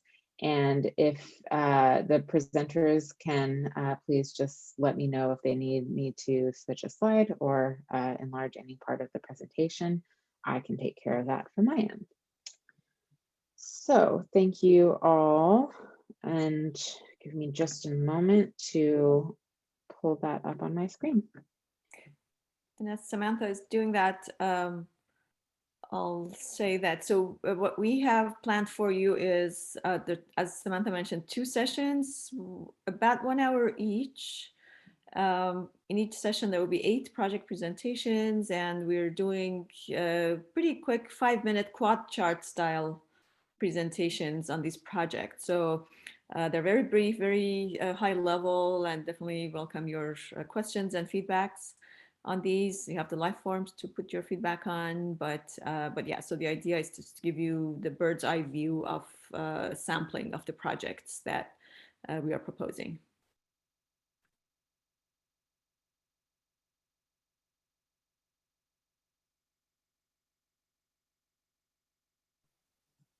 Okay, is everyone able to see my screen? Great. All right, so we will start our proposal session 1 with a presentation from the University of Washington. So if I can have, I believe our presenter will be Zarina. If you can please unmute and introduce your project. Yeah, so hi everyone. My name is Zarina and I'm a PhD student at the University of Washington. Today I'm going to be giving you a quick overview of our project on battery-free soil sensing for precision agriculture. So one of the most common statistics you'll hear nowadays when it comes to agriculture or food production is that we need to increase the world's food production by 70% by the year 2050 in order to feed the growing population. And when we consider typical farming practices used today, this is a very challenging goal to reach. Not to mention all the diminishing resources that we rely on. So water levels are receding, the amount of arable land is going down. Now, fortunately, agriculture researchers have found a very promising solution called data-driven agriculture. So now instead of applying water uniformly across my entire field to irrigate, what I could do instead is measure soil moisture every few meters and then use this data to only apply water where it's needed. And such techniques have actually been shown not only to increase yield, but use less resources, reduce cost, and ensure sustainability. But deploying systems like this on farms that can actually enable data-driven agriculture techniques or precision agriculture is really difficult. Farms are in areas that are tough to deploy in. Typically, these are remote areas that lack power and connectivity, and they can span tens of thousands of acres. So systems will become very costly since they need to be large scale. Now, our goal is to develop new solutions to implement low power sensor networks at scale. We can develop sensors that are battery free, for instance, even a battery free camera. We can use very low power communication techniques like backscatter communication to transmit our data from the farm field over to a base station. And we can use solar or RF energy harvesting to power our sensors. Now, when we combine all of these different innovations, we could create an end-to-end system for seamless data collection. And of course, with every type of solution, there are drawbacks, but with a battery-free system, there are also many key benefits. For instance, sensor nodes that are battery-free have very minimal maintenance and are cheaper to deploy. Using low power communication and sensing is actually really crucial for remote locations that lack power. And since farms can span tens of thousands of acres, they require very large scale deployments. So we want to have a system that is easy to maintain and sensors that are cheaper to deploy so the cost doesn't go really high. And that way we're able to both support maybe commercial farming, but also smallholder farmers. And so now our vision is to have these battery-free sensors deployed out in the farm field, collecting data like soil moisture or temperature. And now this data could be sent to a base station located on the farm. The base station sends the data to the cloud to perform data analytics. And in turn, we can provide insights to the farmer, and the farmer can make smart decisions and in turn, implement more sustainable farming practices. And on my slide, I have a couple links to work we have done thus far. So thank you, and I'll pass it on to the next presenter. Thank you very much, Serena. And just to reiterate, there will be a copy of these slides sent to all registrants. So you'll be able to access the links that Serena put on the last slide. So now I would like to invite Baikun Lee to present her project on soil sensor development for long-time continuous monitoring and nutrient fates in soil. Okay, thanks, Samantha. I'm Baikun Lee, professor of environmental engineering at UConn. So next I will first discuss a little bit about the background of this project. The motivation of our research is that the soil nutrients such as nitrogen, phosphorus, and potassium are a vital factor closely related with our life and environmental quality, and they directly affect the agricultural activities and costs, such as irrigation and fertilizer application. And the USDA has estimated that less than 1/3 of nitrogen applied to the agricultural fields end up to our dinner tables. So this means that the majority of nitrogen is lost to the environment. So the leaching of excessive soil nutrients has caused severe environmental problems. So in order to minimize the soil nutrient leaching and achieve precision agriculture, the accurate and in-situ soil nutrient monitoring is a prerequisite. So however, right now there has been no soil sensors capable of real-time in-situ monitoring of the nutrient phase in the soil. And currently the soil nutrient is most likely measured off-site using the costly center lab-based equipment. And there are immense needs for the low-cost, the easily deployable, durable, and compact soil nutrient sensors. So our team, the goal is to address this critical challenge, and we will develop the miniature-sized solid-state electrochemical soil nutrient sensor nodes for long-term continuous monitoring of soil nutrients. And this diagram, I'm not sure whether you can see clearly that on the right side, demonstrated the hydrogel coating solid-state ion-selective membrane sensors for monitoring the nitrogen species, such as ammonium and nitrate in the soil. And we recently achieved 20 days continuous monitoring in the soil. And this is the first report for such a type of soil sensor that can last such a long duration. And based on the sensor node, we later plan to work with industry partners to develop a compact soil nutrient sensor prototype capable of data collection and data correction and wireless data transfer. And finally, we will do the validation test on different sites. And based on our constant interactions with UConn Extension, industry, and agriculture people, and we have found that there are massive benefits for real-time in-situ monitoring of soil nutrients, especially for precision agriculture. the low-cost soil nutrient sensors can enable mass deployment for the rapid assessment of soil fertility in large scale. And actually, the soil nutrient sensor is just our starting point. And we later plan to build an inclusive soil sensor platform for monitoring the broad spectrum of soil nutrients, such as calcium, potassium, phosphorus, which we believe can bear profound interest for diverse industry partners. And for the deliverables and the milestones, our first step is to deliver the solid-state electrochemical soil nitrogen sensors with high accuracy and long durability in the soil, which we believe that this could be unbeatable in the soil monitoring market. And based on the soil node, the wireless soil nutrient sensor prototype will be the next deliverable, which will be capable of real-time data processing and wireless data transfer. And these prototypes will undergo the rigorous field tests in the farms for profiling accuracy and durability. And we envision that this project will raise a high interest among the numerous the industry partners in the areas such as the soil sensor development or the water sensor development, the sensor hardware, software, data transfer, and also the agricultural equipment. Thanks.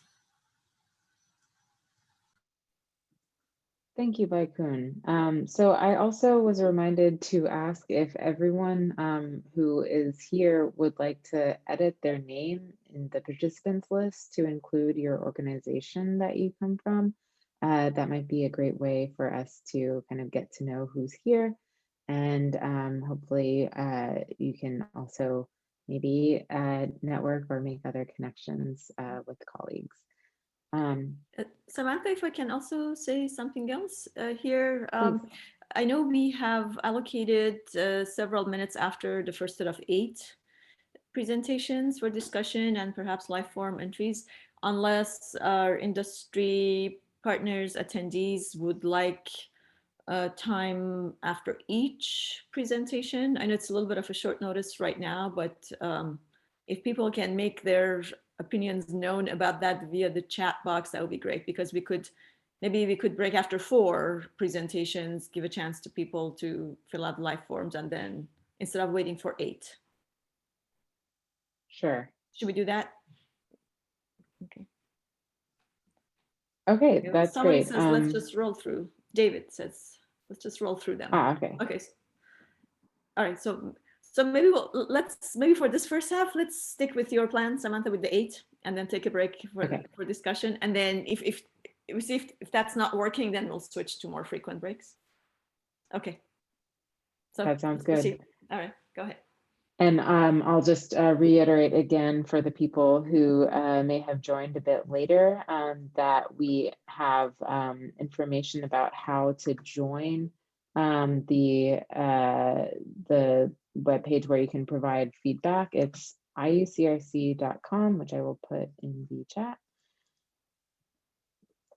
Oops, I'm missing the first H in the HTTP. And the password is soil 2021 tech asterisk, which I will copy again and put in the chat. And we invite everyone to fill out the life forms for projects that are of particular interest to them.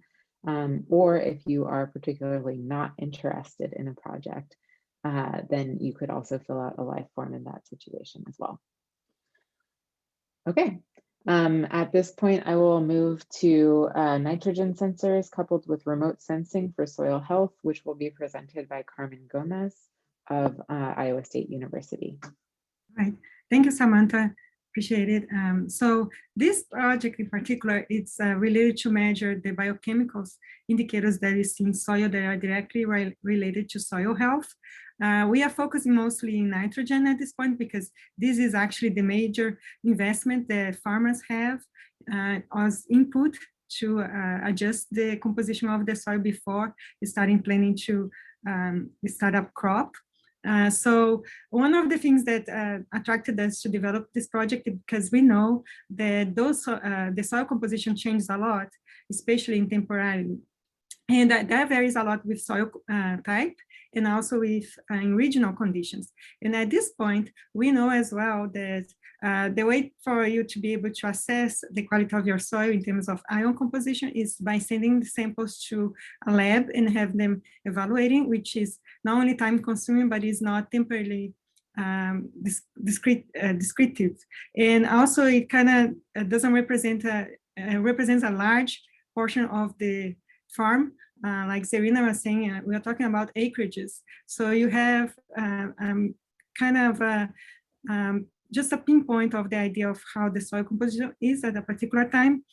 So the idea here is that not only to be able to develop sensors that can be buried and forgotten in soil, so they would be available in different levels of different depths of the soil. So to be able to measure the concentrations of nutrients, not only in one part at the subsurface, but also in different depths.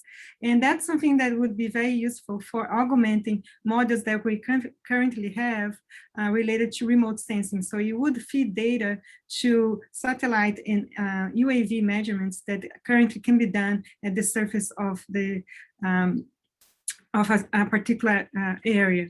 So the idea here is to develop sensors that are low cost. We are very aware, as mentioned before, that you need to deploy many of those sensors, and to be feasible, they need to be low cost. They also need to be durable, because you don't want it to be checking on them and replacing them often. You want it to be able them to last a whole season. So the aim here is for them to last 6 months. And also they will be able to transmit the data wirelessly. So you don't need to go sensor to each different site to be able to collect this data. So, and one of the requirements, as Zarina was mentioning, is to be low power, because or if they can be powerless in terms of they can be fed by solar power, that would be ideal. So and the data would be collected, stored, and then eventually remotely transmitted wirelessly to a place where it can be analyzed. The key benefits would be the sensors not only will be validated initially in soil columns, but later in the field. We would be using this to better develop models and test them for nutrient sensor dynamics. We will also use this for planning and managing applications of nutrients in the soil. So if there is a need for correction on soil composition related to nitrogen, eventually phosphate and potassium, for example, you would have much better pinpoint idea on how to correct them.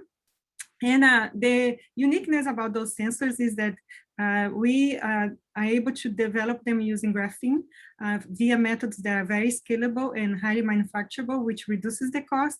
We use 2 techniques. One is inject printing the graphene surface, or using laser inscribing.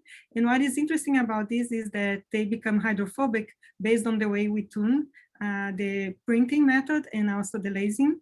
And that, as a result, they become very stable. They become very long-lasting due to its hydrophobicity, which causes water to be repelled, and there is less chance of degrading the sensors in the soil. So as a deliverables for us in this particular project is we will have wireless nitrogen sensors. They will be connected via Bluetooth network mesh. They will be, we will have basically different, as we're gonna be measuring these over different depths, there will be throughout the different depths ways to collect this data at different stages using what we call bucket brigade. And they will be field validated, they will be operating at low power. We will be able to also, by doing this type of project, we will be able to find out better how many of those sensors we need in a particular acreage to be able to better pinpoint the composition of the soil and do precision agriculture based on that. Along that, we will be using this data in collaboration with other faculty members and experts here at ISU. The data collected from those sensors will be used to do some more modeling in regarding nutrient dynamics in the soil. So this particular project will be very useful for companies that are in the sensor environment. So you've developed sensors, if you're creating new sensors, that would be one. And the other one would be for companies that are working on the nutrient side of soils. If you're thinking about different types of fertilizers and different ways of distributing those ions in the soil, we would be a good way to validate and better manage the distribution of those fertilizers. So I'll stop here. Thank you, Carmen. So I'll move to our next slide, which will be presented by Mata Morgadam of USC. Please go ahead, Mata. Thank you. So the title of this project, tentatively, would be Wireless in Situ Sensor Networks for Croplands and Carbon-Rich Soils. So consider this a bit of an integration of the previous three presentations that you heard. So you saw my colleagues are proposing to develop very innovative sensors, which, new technologies, small, low cost, low energy, very resilient. So that's what we would like to capture in one big network concept.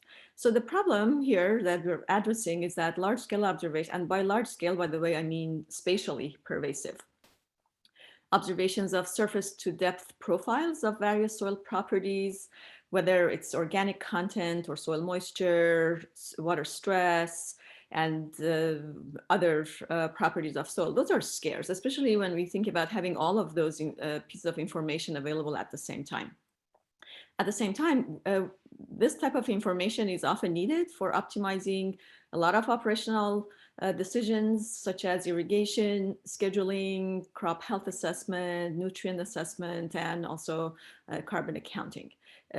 So what we are proposing to do here is to develop resilient sensors, which some of which you have already heard in the last three projects, and sensor networks. So the focus of this particular project I'm talking about would be on networking all of these sensors together to deploy in a variety of environments, including croplands and organic and carbon-rich soils. One of the foci of the work would be to make sure not just the sensors, but the network itself is resilient and it can be sustained over multi-year operations in the field.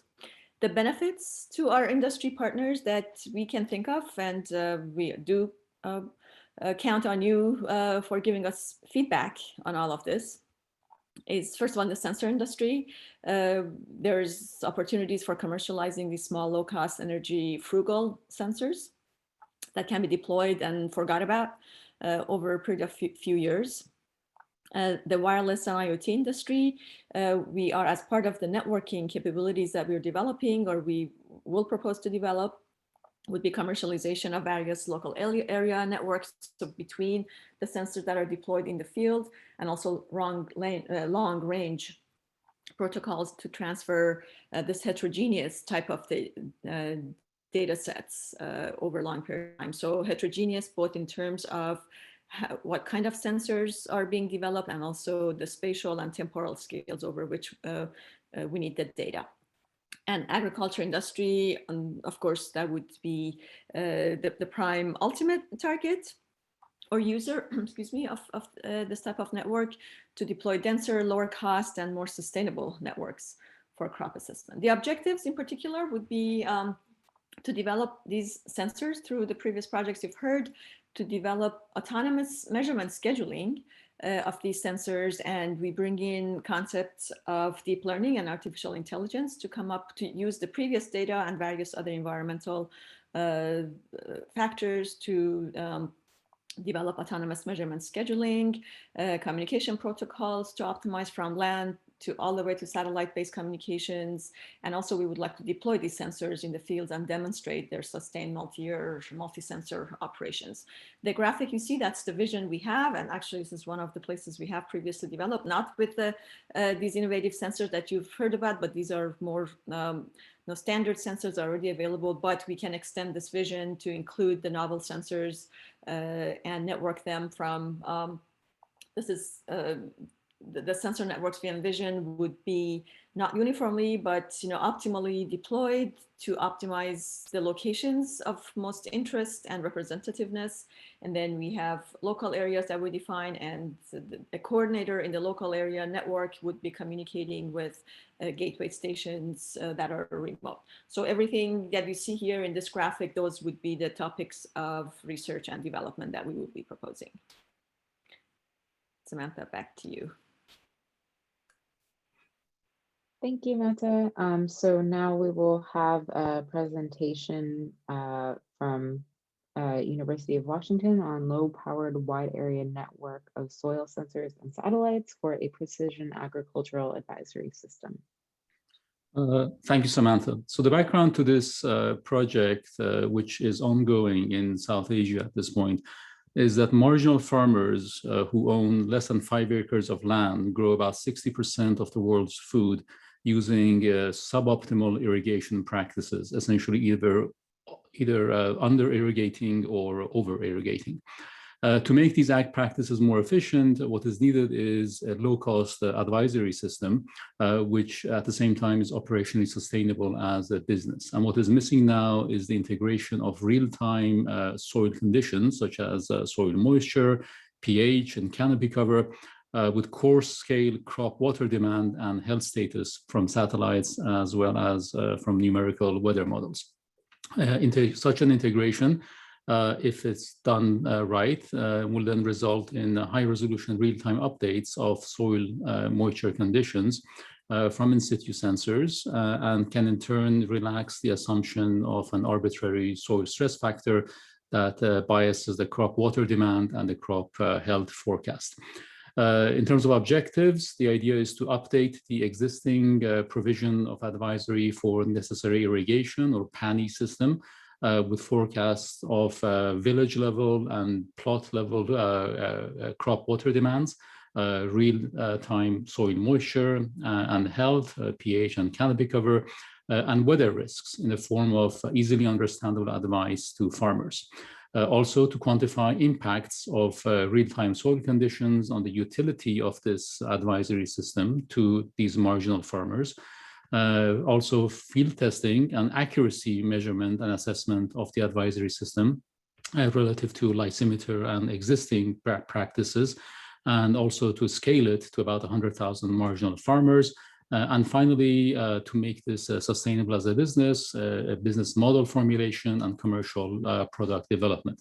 So the graphic that you see here essentially describes the existing system. It's composed of an IoT network with a low power wide area network router, water level sensor, soil moisture sensor, and a weather station. And then on the remote sensing side, we rely on 2 satellites, the Landsat satellite, which identifies individual farms and farmers with high water usage and percentages of over or under irrigation. And then the NASA GRACE satellite, which identifies large regions with rapidly decreasing or depleting groundwater. We combine these with global weather models, which produces current and future rainfall and current and future crop evapotranspiration. And all of these are then combined together in essentially a system that understands this and provides, for example, a very simple text message to the farmer, which may say, for example, that we would like to inform you that your wheat crop does not need irrigation this week due to sufficient rainfall during the past week. In South Asia, there are some 130 million such farmers, and one of the other objectives of this project is, of course, to scale it, but at the same time try to target the most vulnerable or the most demanding farmers, not just every one of them, again, mostly for cost and performance issues. And I think that's essentially it. In terms of advice and sort of benefits to industry, it's similar to the project that Mata presented a short while ago. Companies working in IoT, in sensing, in computing, in communications, as well as companies in the remote sensing domain, as well as companies that simply work on the data side of things and looking at data from satellites, may be interested in development of a project along these lines. Thank you. Thank you, Payman. So now I will go to our next presentation, which should be from the team at University of Connecticut on soil sensor platform development for toxic contaminant monitoring in soils. Hello, everyone. So this is Professor Yulei, presenting from UConn. So in this project, so we specifically focus on the soil contaminants such as heavy metal, pesticide, PCB, as well as emerging contaminants such as polyperfluoroalkyl substance, PFAS. So because we know the soil contamination prevents the use a lot of land which could be used for agriculture activity. And the most severe situation is the soil contaminant can be leached into the underground water, causing a bigger problem. So that's the reason why there is highly demanded for the frequent and in situ monitoring of the soil contaminant. In addition, so the soil contaminant remediation, contamination site remediation, and also requires the in situ monitoring of the cleanup progress. However, current NAP-centered monitoring technology, so for soil contaminant, is costly and time-consuming. Therefore, there is an urgent need to develop new tool device capable of in situ monitoring of toxic contaminant. And beyond that, there is also an urgent need to develop a technology to know the contaminant map over a large area. So in this project, the first objective is to develop a range of portable and in-field deployable sensor and to detect those soil contaminants. And then we're going to validate the sensor performance, such as limit of detection, sensitivity, selectivity, reproducibility, using various of soil sample, so specced with the contaminant, or we collected the soil sample collected from the contamination site. Finally, so we're going to develop or generate the soil contaminant mapping over a large concerned area through the integration of the in situ sensing data as well as the soil parameter with that remote sensing data such as satellite imaging and UAV image data, and through with the help of algorithm and machine learning.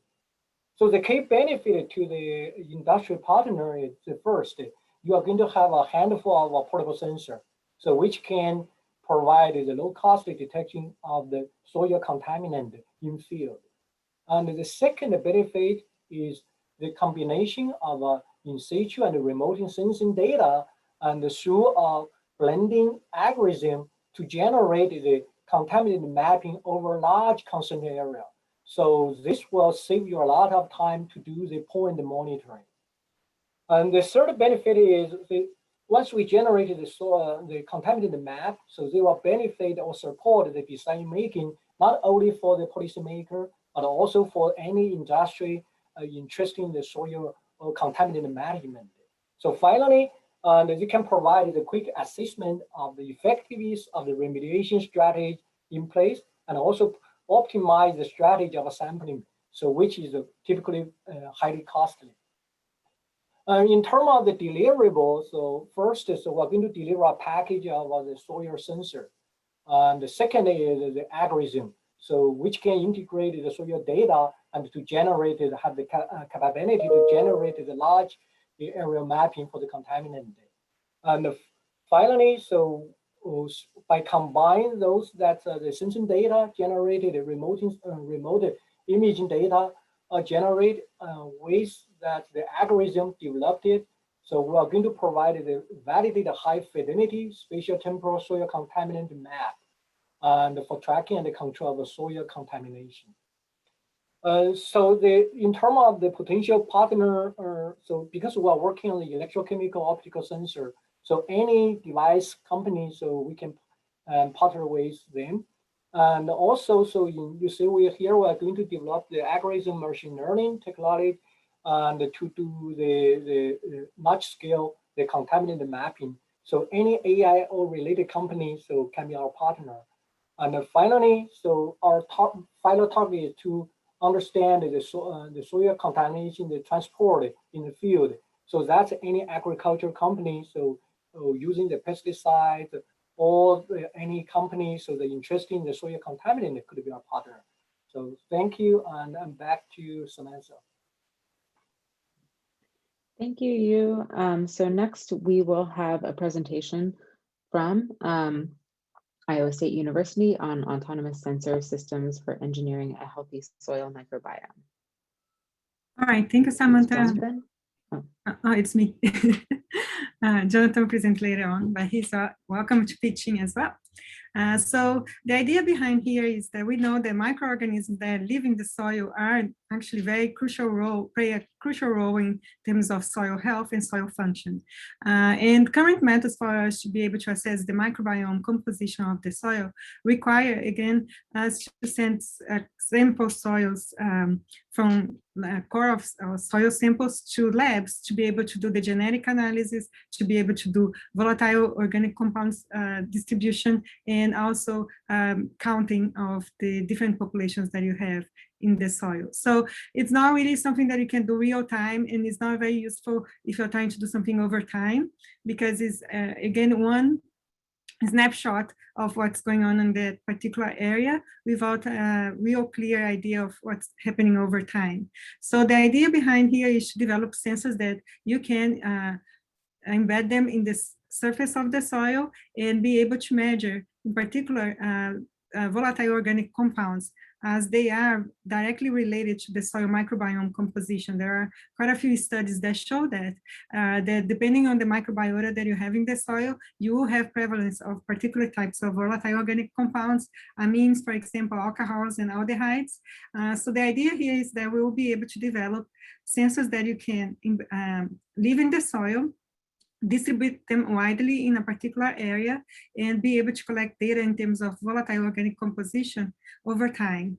And the idea, as we have been seeing throughout the previous presentations, is that they are low cost, they are long lasting, so you can use them widely. And in this case, they will be made with the graphene materials that we have developed here at Iowa State, and we'll functionalize them with particular materials on the surface that is specific to detecting volatile organic compounds. In this case, is what we call metalloporphyrins, and they respond differently to the different types of volatile organic compounds, and we can map the composition based on that. The way we plan to do this, after collecting this data, we will observe over time correlate this data with the composition of the microbiome in the soil, and be able to predict with that information the soil health. So as deliverables from this particular project, we have the sensor systems. We're not only going to be measuring the volatile organic compounds, but we know there will be the impact of pH and oxygen on this particular composition of microbiomes. So we will be measuring that too, and as well fluctuations in temperature. We plan to correlate that with the presence of certain types of microorganisms. I'm citing here Bacillus is a very good indicator of soil health, as well as Pseudomonas is another one that is very good indicator of health. And we will, with that, do also field validation. So we start initially in greenhouses and go to field validation. And eventually we plan to develop models that correlate directly the composition of volatile organic compounds with the presence of those microorganisms. And hopefully that will be a very good tool for you to predict soil health and also reduce soil-borne diseases. And so in sum, this project would be very useful for companies that are developing sensors directly for agriculture, for companies that are developing materials that you want to apply to soils for remediation, for making to recover the soil that for some reason got contaminated with some type of soil-borne disease. Also, for farmers, they wanted to rejuvenate, I guess, revive the capability of that soil to be able to farm. And as well, companies that are developing fertilizers and other types of materials that you can apply in soil to increase yield and health of the plant. So there is a lot of interesting applications for this particular project. And again, the idea is to make them low power and wireless, and to be able to collect this data easily and at a low cost. So I'll stop here and pass to Samantha. Thank you, Carmen. Okay, so we have one final presentation, which will be from Mata again, UAV-based soil profile sensor networks. And I just wanted to note that after this presentation, we will have a period for project review as well as a break. So we hope that you'll be able to provide some comments and some feedback on the projects that you've heard about so far. Thanks. So this project basically seeks to fill a gap spatially and temporally for soil sensing purposes. So again, referring to some of the presentations you already saw, we're talking about a lot of in situ sensor development, some satellite-based products or remote sensing of soils. But there still remains a problem, which is that there's often a gap between both the spatial and temporal scales of observations that go between in situ and spaceborne observation sensors. It becomes particularly problematic when frequent observations are needed at large scales. In situ sensors provide frequent observations, but at very small scales, point scales. Satellite observations are spatially pervasive, but they go around once every few days. So if we want frequent observations at a large spatial swath, then that scale isn't quite addressed properly. And these are needed oftentimes for crop monitoring. Large fields need that, disaster response, and also reconnaissance agencies are interested in that. So the solution that we would be proposing would be to develop both the hardware and software solutions for adaptive on-demand observations of soil conditions, surface and subsurface, on, again, kind of bridging the spatial and temporal gap here.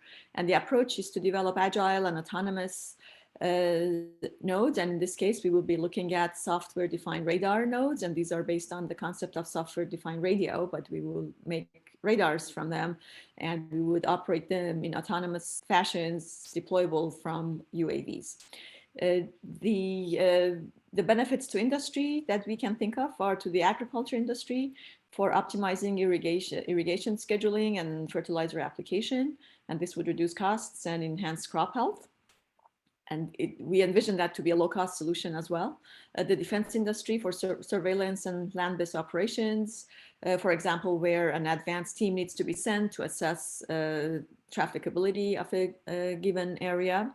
And then the insurance industry for assessment of things like ground stability, for example, if an area is prone to landslides or floods, and the timing of those phenomena are quite important as well. So these are fast evolving phenomena, and those and data need to be available on short notice on large scale spatial extents.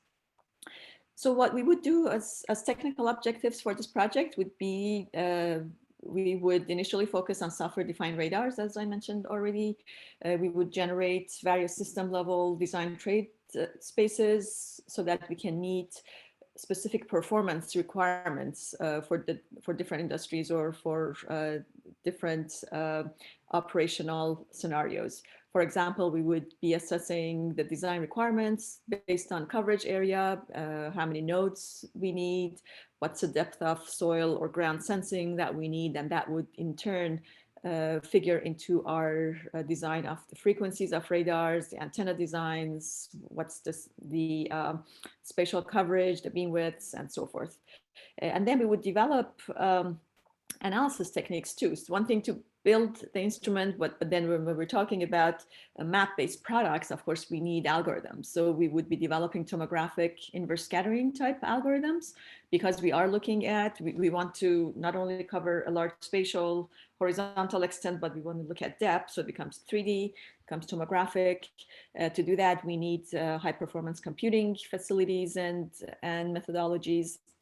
So we're looking at implementing the algorithms on GPU, accelerated architectures. And then we would also investigate different kinds of platforms. We initially, we would see what's in the market available and allowed to be used. Otherwise, we would be working with partners who will be investigating other platforms for UAV-based deployments of these sensors. So the vision really ultimately is something like what I've shown in that bottom right quadrant. We have UAVs. Actually, the little picture on top left of that quadrant is one of our UAVs with a radar and an antenna hanging from it. But going forward and looking into the future, what we want to do is have networks of these drones deployed.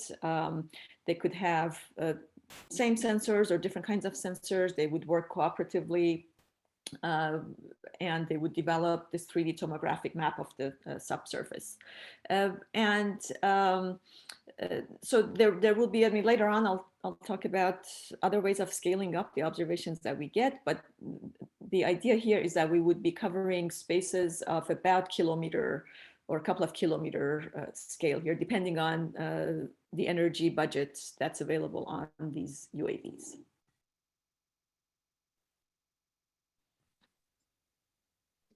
Okay, thank you very much, Mata. So that concludes our first set of proposed projects. And at this point, I will ask for everyone to please, if you have not already checked out the IUCRC.com page, to head over there. And if you have any comments, questions, or suggestions about these projects, if you could please select the ones that you're interested in or not interested in and provide us some feedback. That will be available, that system will be available for providing ratings at any time, but the more feedback that we can get before our day 2 of our workshop will be extremely helpful for us in responding to industry comments and feedback.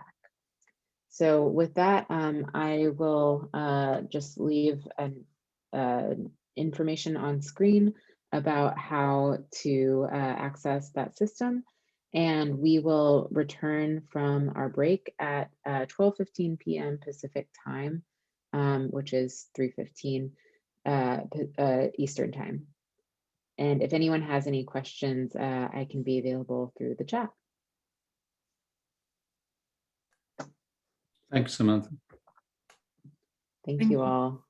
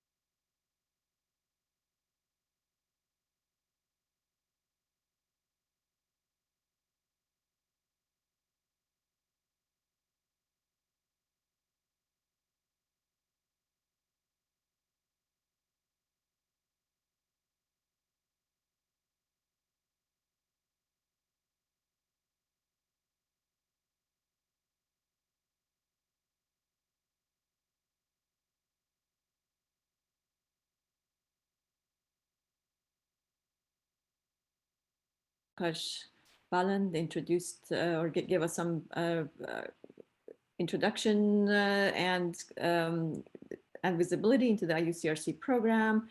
And then in the past hour, we went through some brief introduction of a few sample projects that we would like to propose. And hopefully you have had a chance to look at those and fill out some of the life forms for the ones that you might be more interested in. And the plan for the next hour is to go over another 8 of these projects. And again, we're just looking forward to having your feedback on all of these. That's right. Thank you, Mata. So before we restart, I just wanted to reiterate that we are hoping that our industry participants will be able to provide some feedback on the projects that we're presenting. So I'll just show on the screen again the information about how you can rate these projects. If you go to IUCRC.com and enter the password for our particular project, which is the Center for Soil Dynamics Technologies, and enter the password, it is soil2021tech *. You'll have the opportunity to rate projects that are of interest to you. And this feedback is actually great for us as a center. It helps us develop the projects in a way that is friendly to the people who have interest in those projects. And it allows us to manipulate and take into account the changes that would improve those projects from the perspective of our industry partners. So I'll be sending an email that includes links to that page for reviewing projects, and it will also have a link to the recording of these presentations, as well as an overview page with all the presentation slides on it. So you can review those at a point that makes it more convenient for you if you're not able to do it right now. With that, does anyone have any questions before we get started again? Okay, then I'm going to go ahead and start with our next proposal, which is from Iowa State University, and which I believe will be presented by Jonathan Clausen. Yeah, thanks so much, Samantha, and everyone for showing up today. We're excited about these projects, and in particular, this one is about 3D printed graphene sponges, and we're making this type of material to actually sequester carbon after it's combusted in pipelines, such as in exhaust and flues from the industrial setting.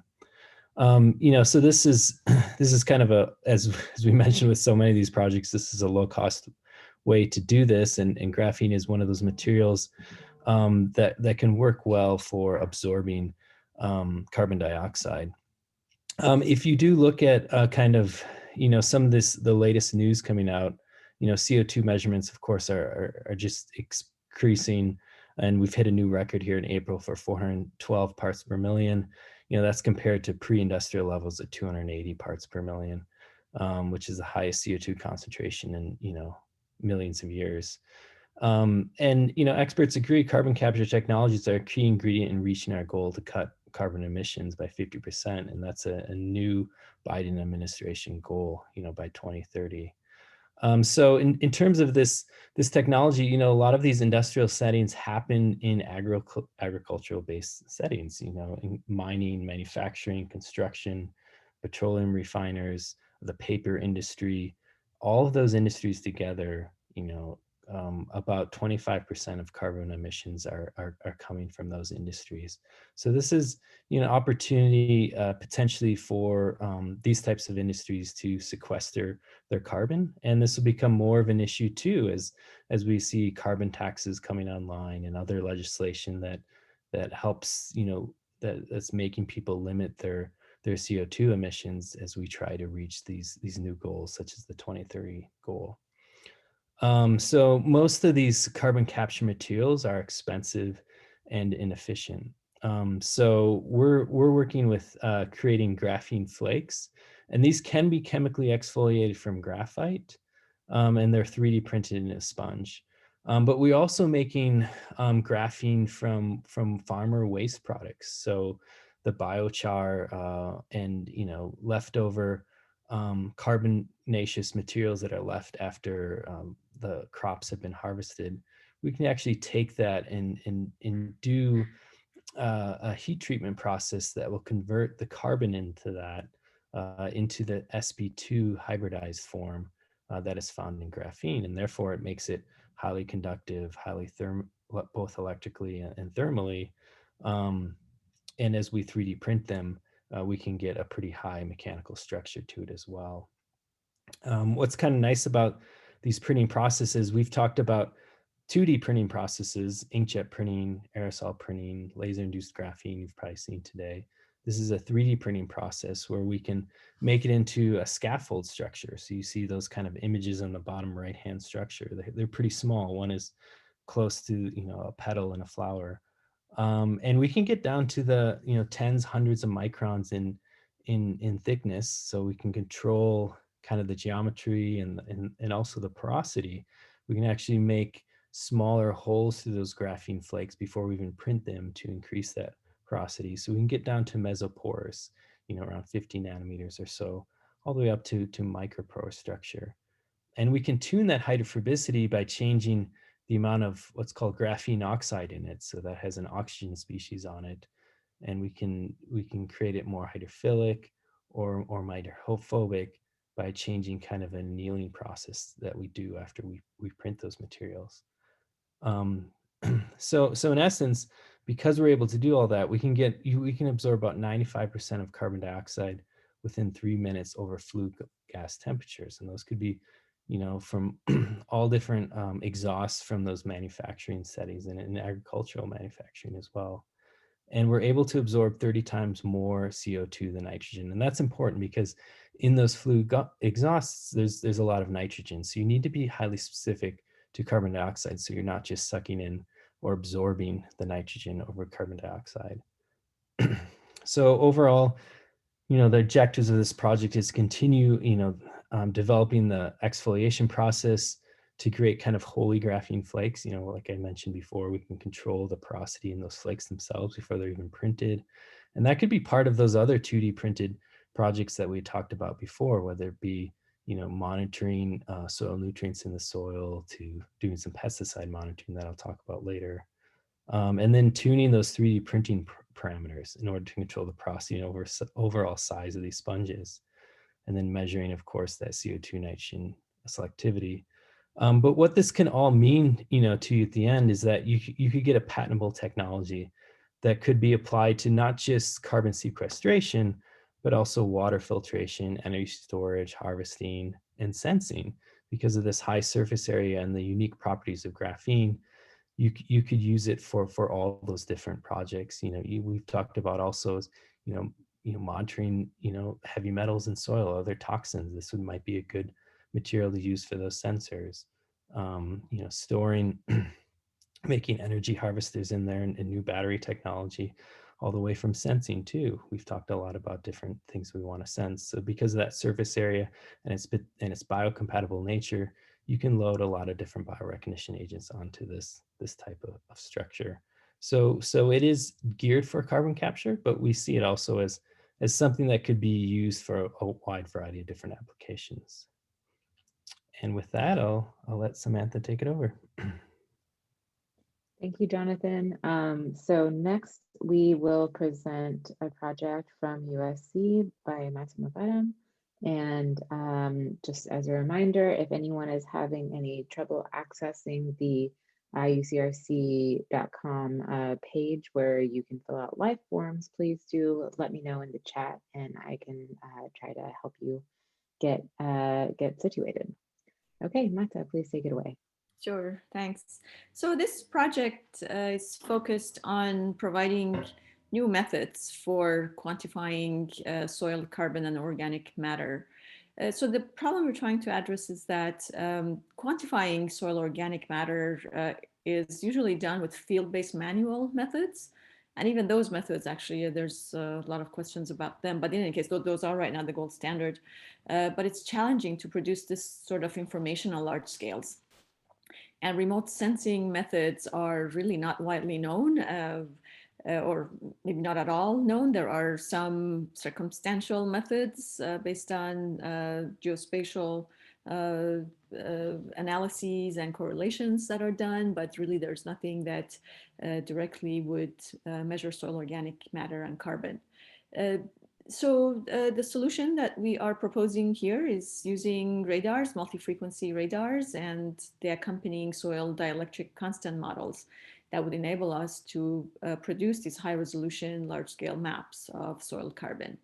And the approach that we would take, besides having the usual remote sensing radars, is also develop along the lines of what I mentioned already before with UAV networks, that we would also implement these radar instruments on autonomous software-defined radar nodes and networks of these software-defined radar nodes on UAVs.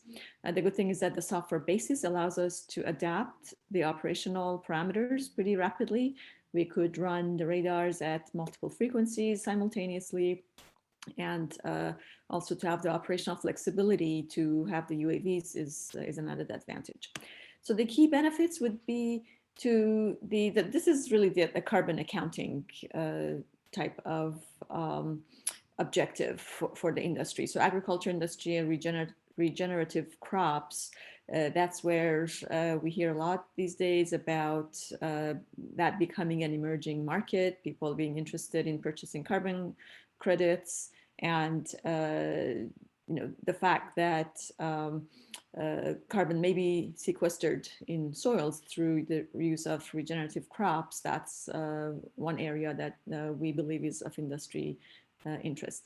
And while it's of huge interest, it's really difficult to quantify and monitor the carbon in soil. So even if someone is interested in purchasing carbon credits in soils, it's really not easy to measure that and quantify that. So we are really addressing that in coming up with a scalable solution. And also in terms of climate adaptation, there is this widespread belief that there may be more carbon in the soil than it is in the atmosphere. And as global warming trends continue, especially in the Arctic and in the permafrost soils, and carbon gets released to the atmosphere, we could end up with worse and worse situations for climate projections because of the accumulation of more carbon in the atmosphere. So here, our objectives in the project would be to develop cost-effective multi-frequency radar architectures. These would be mostly in the form of software-defined radars. These would be also low-frequency radars, sub-gigahertz bands, because that's what allows us to penetrate to 1 meter or beyond. That's where soil carbon resides, usually in the top meter, but there's also evidence that there's a lot more of that deeper layers. So we need methods to penetrate soil to 1 or 2 meters.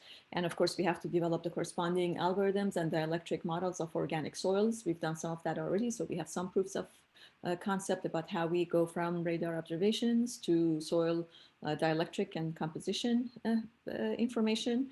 And then we would demonstrate this in the field with UAV-based, and also with our ultimate vision is to not have just the UAVs, but also through our partner collaborations to have higher flying airplane-based radars and in situ methods that we would use to upscale. So we go from radar imagery, send it through our numerical models and retrieval methods, and we come up with soil maps as a product here. So with that, I'm going to hand it over to the next presenter. Thank you, Mata. So our next presenter will be Matt Stuber from University of Connecticut.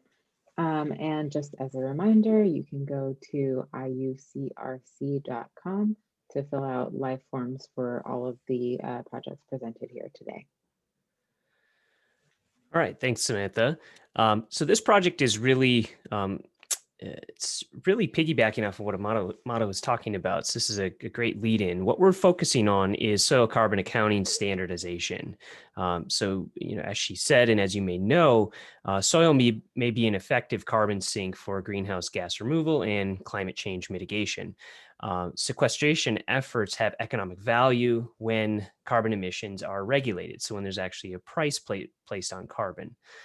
Several accounting methods currently do exist. However, they have varying uncertainty, cost, as well as complexity. So that's one of the major challenges that we hope to overcome here. And what we see is that the carbon market, right, this marketplace for carbon trading really incentivizes investment in climate change mitigation. So this really helps companies realize that triple bottom line philosophy. So our objectives in this project are to develop low-cost distributed carbon sensing technologies, as well as through the collaborations with the center, develop highly accurate farm-level spatiotemporal predictive models. So being able to predict and accurately account for carbon. We want to validate these models with our industry partners. So this is getting really boots on the ground data. And we're able to then validate these models and have quantifiable, I guess, certainty with these models. And what we want to do is, again, ultimately develop this low cost and accurate carbon accounting standard. So key benefits to our approach is one, we'll have low cost sensors enable high quality measurements of several soil factors in situ. So we talked about this throughout the day, in situ monitoring, as well as some of the the other more spatial monitoring methods. In situ soil carbon sensing provides real-time soil health measurements. So on top of the benefits of trying to kind of put in place this new standard, we also get, of course, the real-time soil health information. What we want to do is exploit our expertise in hybrid data-driven first principles modeling that really enabled valid extrapolability for high accuracy prediction. So again, you have models that you can have confidence in when you're actually doing the carbon accounting and doing the trading and investments.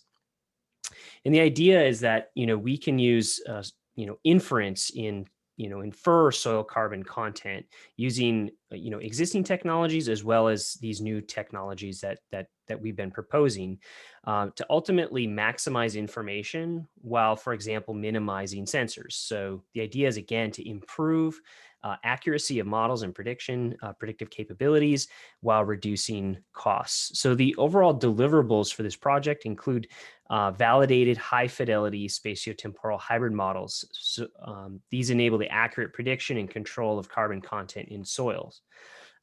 Again, working with industry partners, this is a crucial point, is that we have validated techno-economic models for carbon trading, investment decision-making, risk analysis, and optimization that really enables carbon marketplace and carbon accounting and this triple bottom line philosophy to be realized and come into the operations, the operations side of things throughout industry.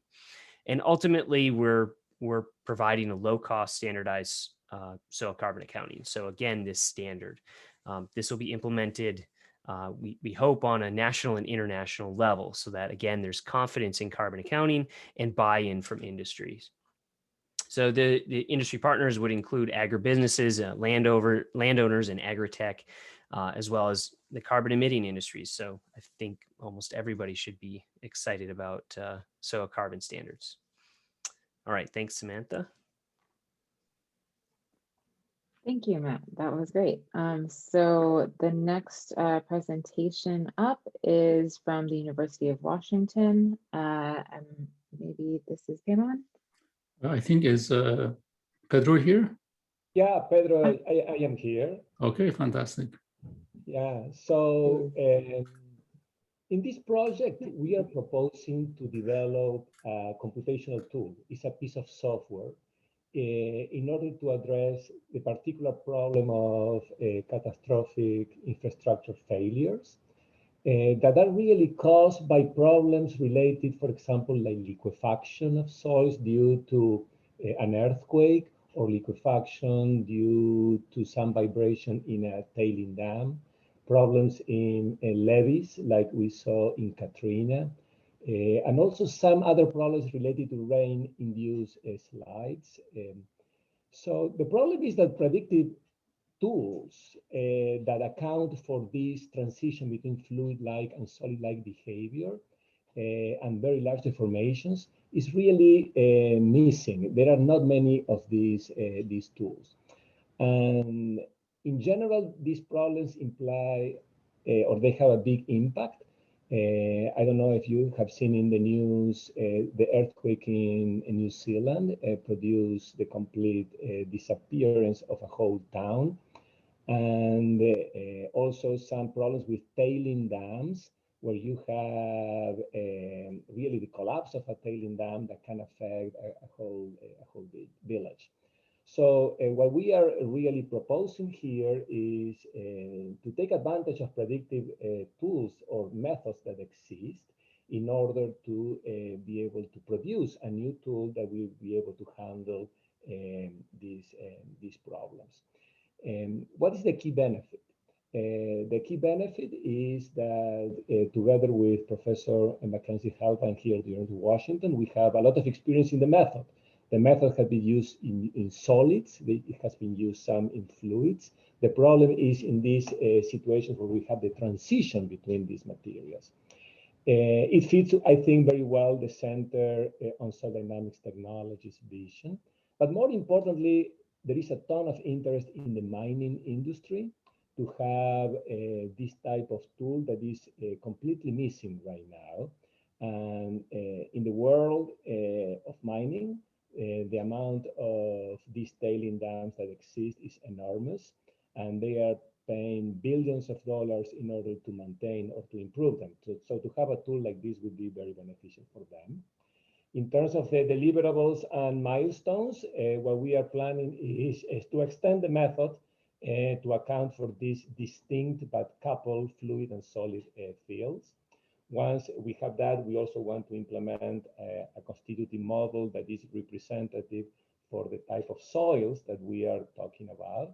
And of course, perform comprehensive verification and validation studies, as we do with the other tools that we have been developed related to this.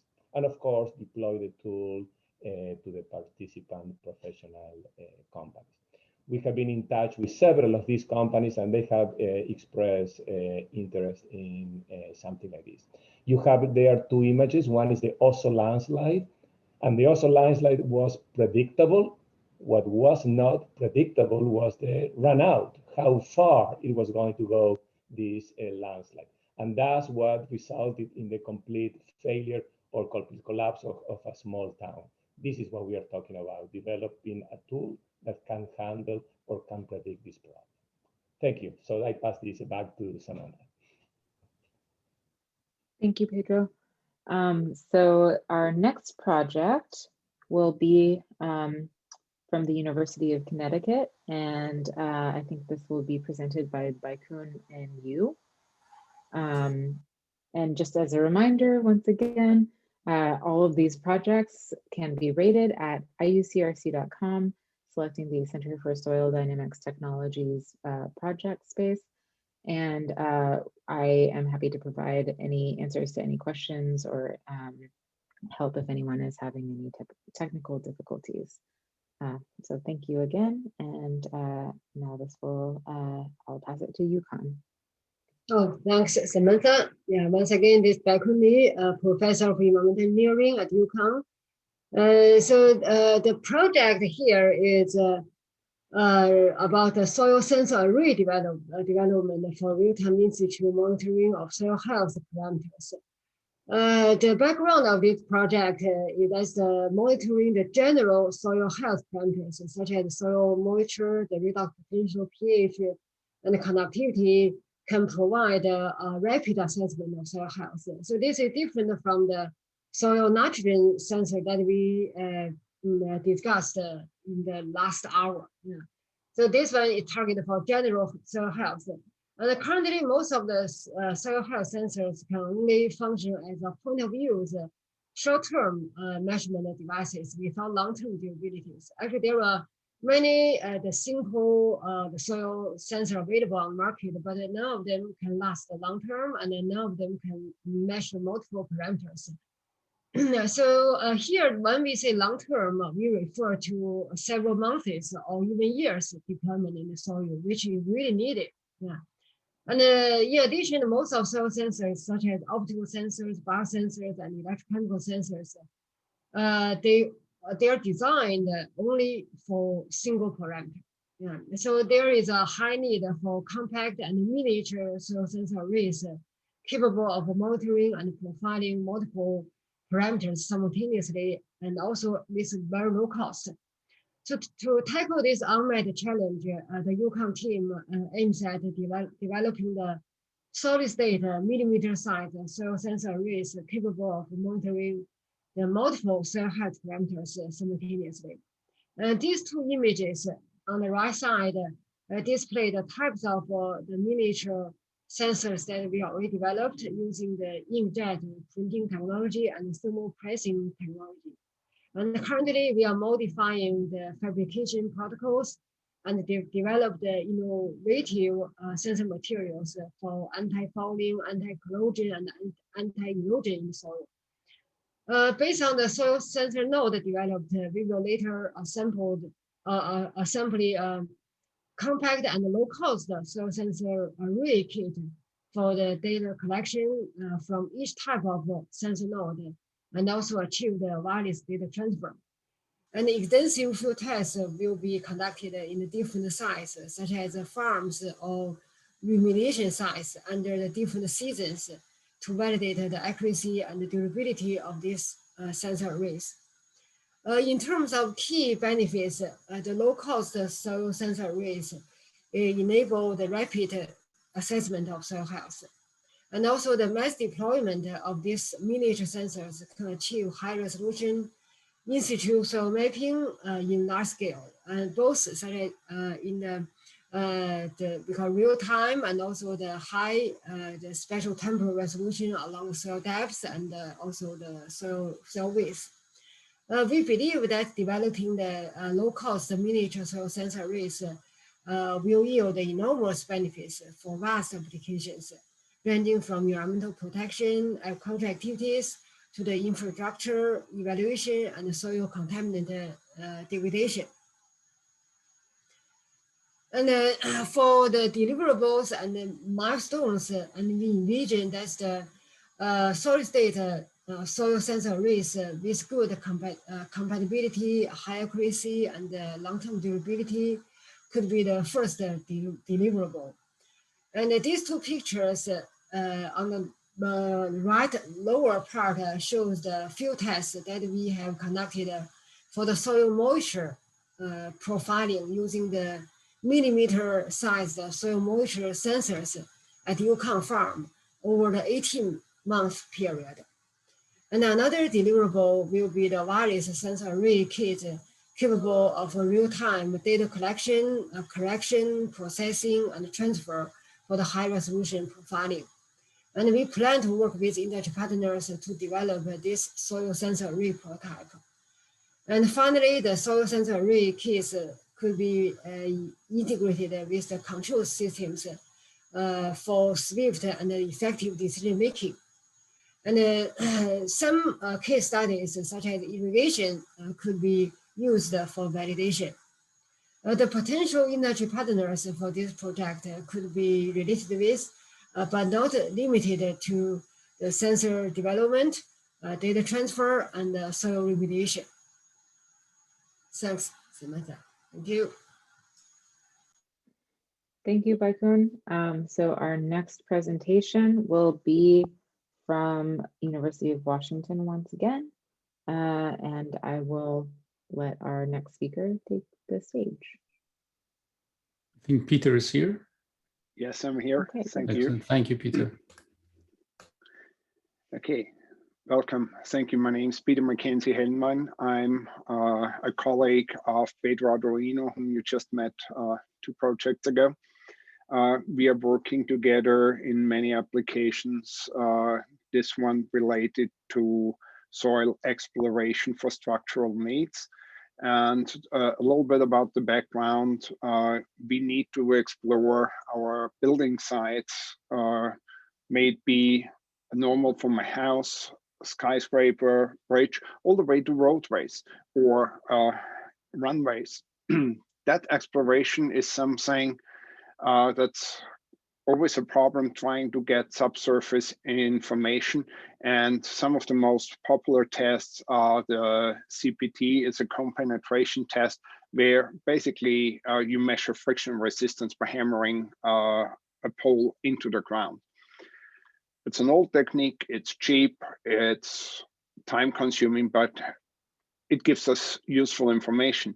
So the background for what I'm having here is I worked with the Air Force for a while, and their problem is we need to also find runway explorations and say if we're deploying in a war zone, the first ones that are going there are not armed forces. The first ones are the civil engineers to parachute in there and have to make sure that a runway where they want to land their transport planes with the first equipment, with the first troops are actually okay. So what happens is those guys have to parachute in with miniature equipment. They are typically behind enemy lines trying to do soil exploration. So now you may have somebody who wants to shoot at you and you are hammering on a metal stack. So that's not really a comforting part, but that's reality. They do that. And that's where the idea came in and say, you know what, we can do smarter. We can use an idea that comes from more geological exploration with sonic exploration. Let's make that small enough, build a sensor network, build something that, number one, is much lighter, potentially could be operated and deployed by drones and not by humans, and still give us enough information, or maybe even better information, because the traditional CPT tests only give us a point exploration, while this would be a surface domain or an entire domain validation. That's the background. I think the one thing is clear, for the military application, it could be a safer alternative, but the big bang for the buck and this idea is actually in the civilian regime. If you think of the time consuming tests and you still only get spot tests, if you could instead have something that you could move on a truck attached to a net, put the net on the ground, run that fully automated without much trouble, with a much better chance to get inhomogeneity, to get run or detect problem spots. I'm bringing up here a scenario, Seattle tunneling under Seattle, and the machine got stuck pretty much early on because they missed the pipe, because all the tests samples went around it. So a device like this may be able to detect those things also much easier. There takes a little bit of development on the sensors itself, but the tricky part is the interpretation of the data, because that's really novel. And we propose here to bring our software expertise and AI technology into it to get better identification of signals that we can get. The idea here brings us to the milestones, where the first one is basically really develop a functioning prototype to make that work in a civilian setting, where we can at least bring it to it, optimize data, learn from it. And that is most likely the biggest market, because if we can get into road construction area or even just a building construction site, there is a lot of geotechnical firms interested. I think that's where we get the biggest bang for the buck. And then the last stage would be to expand that to being deployable by drone and fully remote sensoring, so that we can get our servicemen and women out of harm's way. Okay, that's the end of my little sales pitch. Thank you. Thank you, Peter. All right, we are down to our last two projects. So second to last, we will have Jonathan again to present another project from Iowa State University.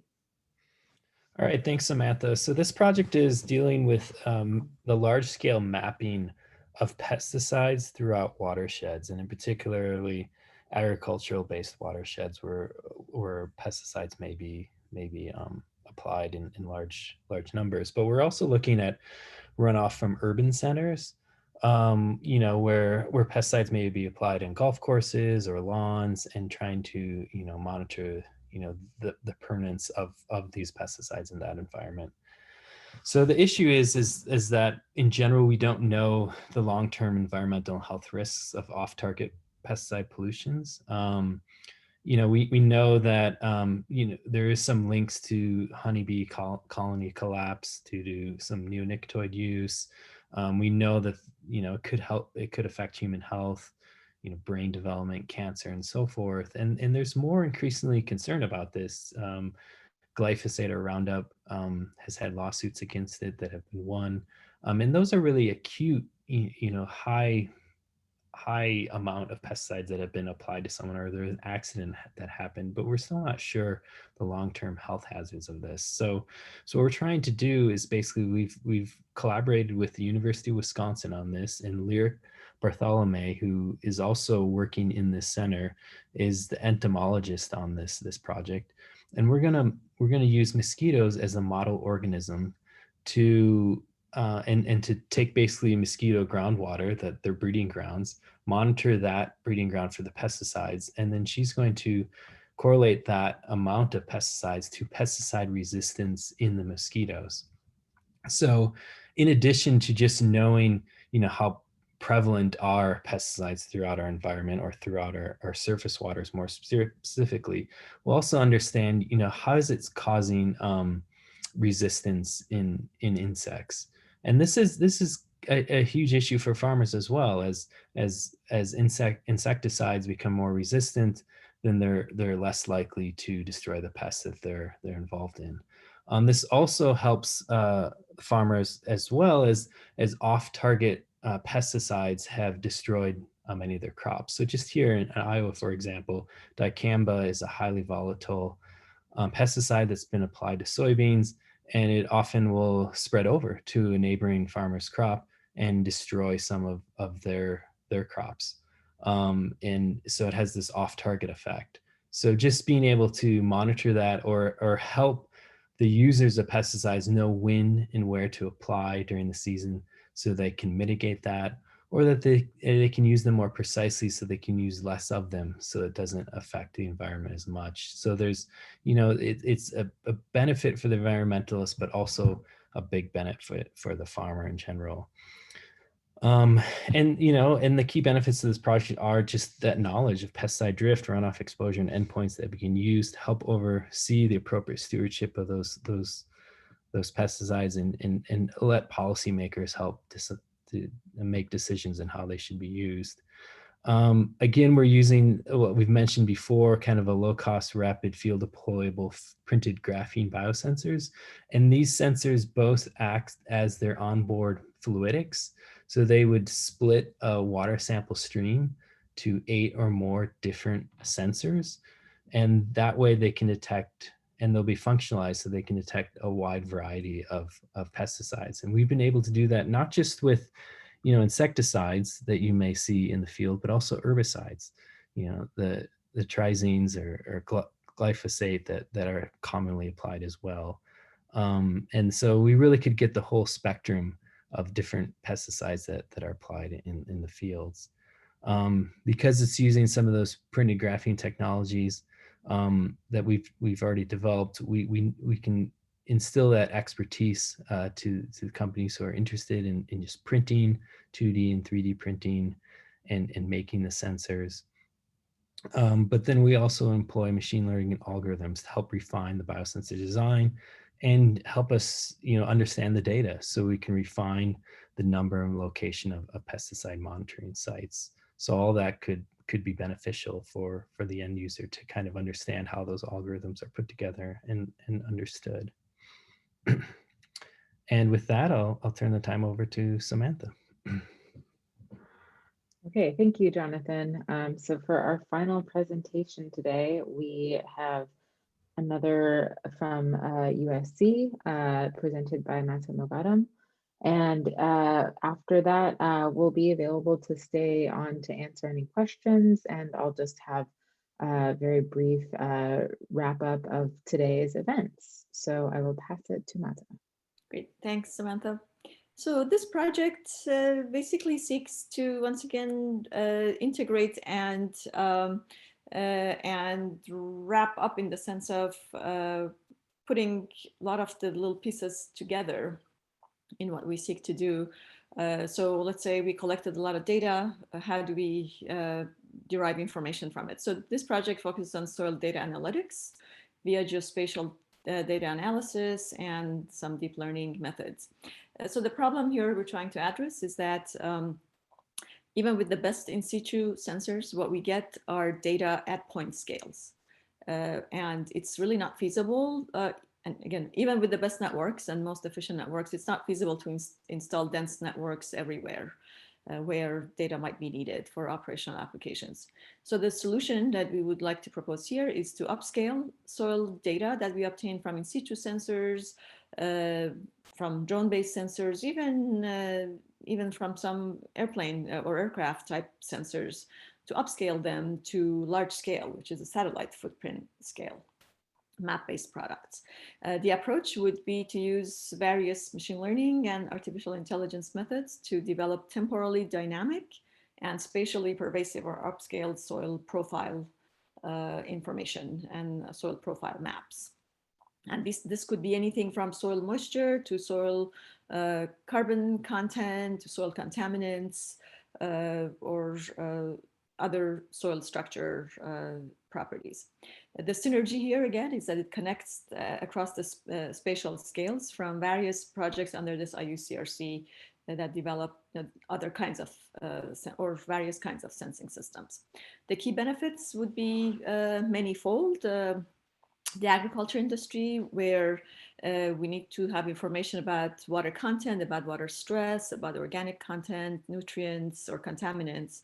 So this would allow us to optimize our knowledge. And if it's irrigation, for example, we could optimize the irrigation schedule based on upscaling just a small number of in situ sensor data.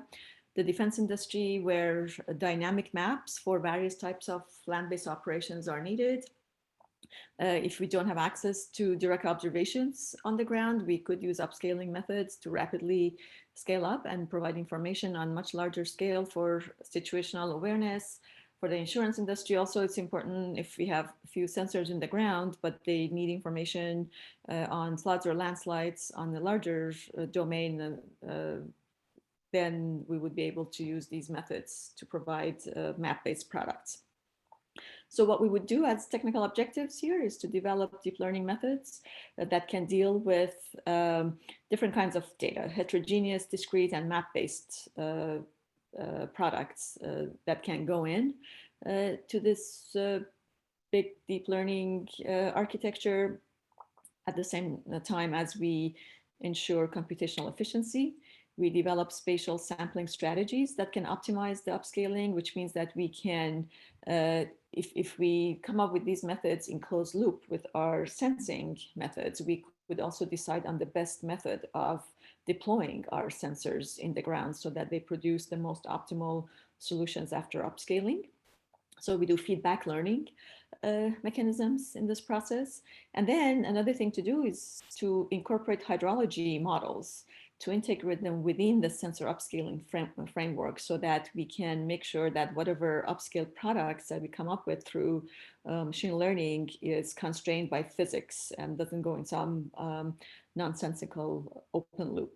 So it's physics constrained and data-driven analytics for soils here. So the vision is to come up with something that I've shown in the bottom, and it's something that we've done for some other applications. So if you can see the small dots in, and they're most obvious in the kind of a mustard color tiny swatch that says NLCD, National Land Cover Database. So you see the tiny dots, those are actually in situ sensors.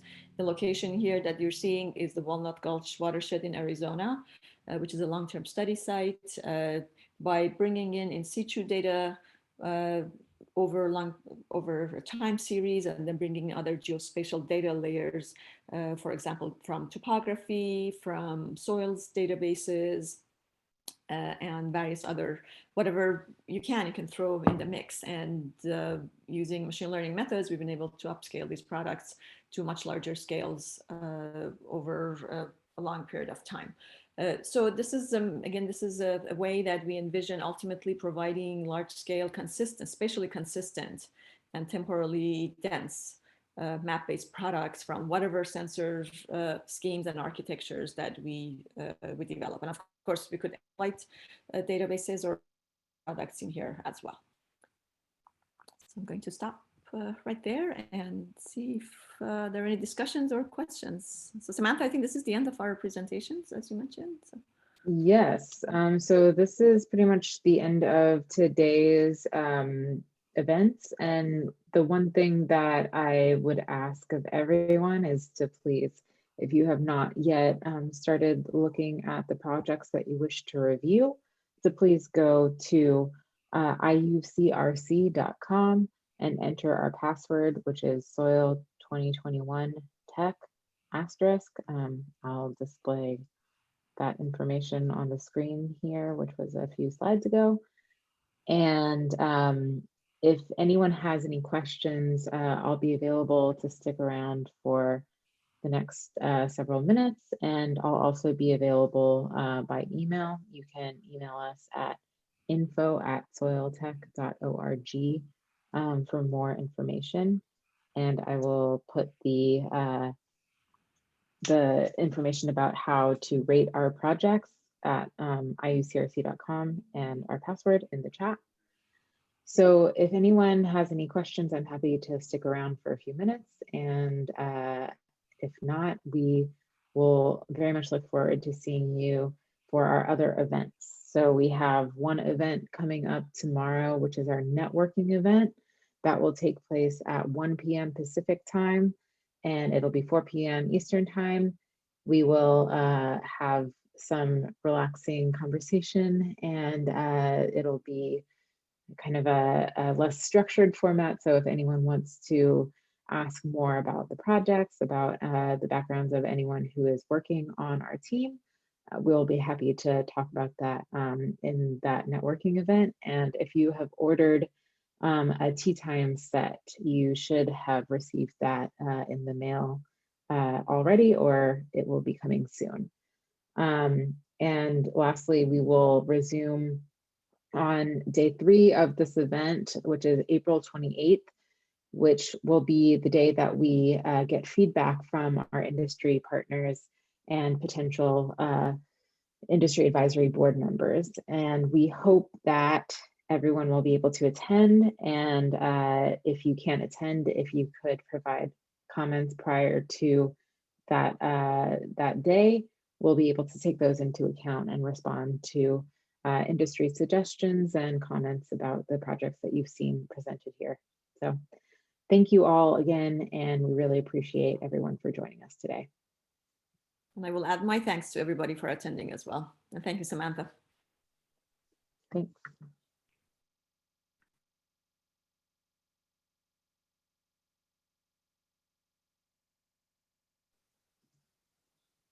Okay, and I'll be sticking around also. Go ahead, I'm sorry. Yes, no problem. I'm going to stop the recording so that we can get that mailed to everyone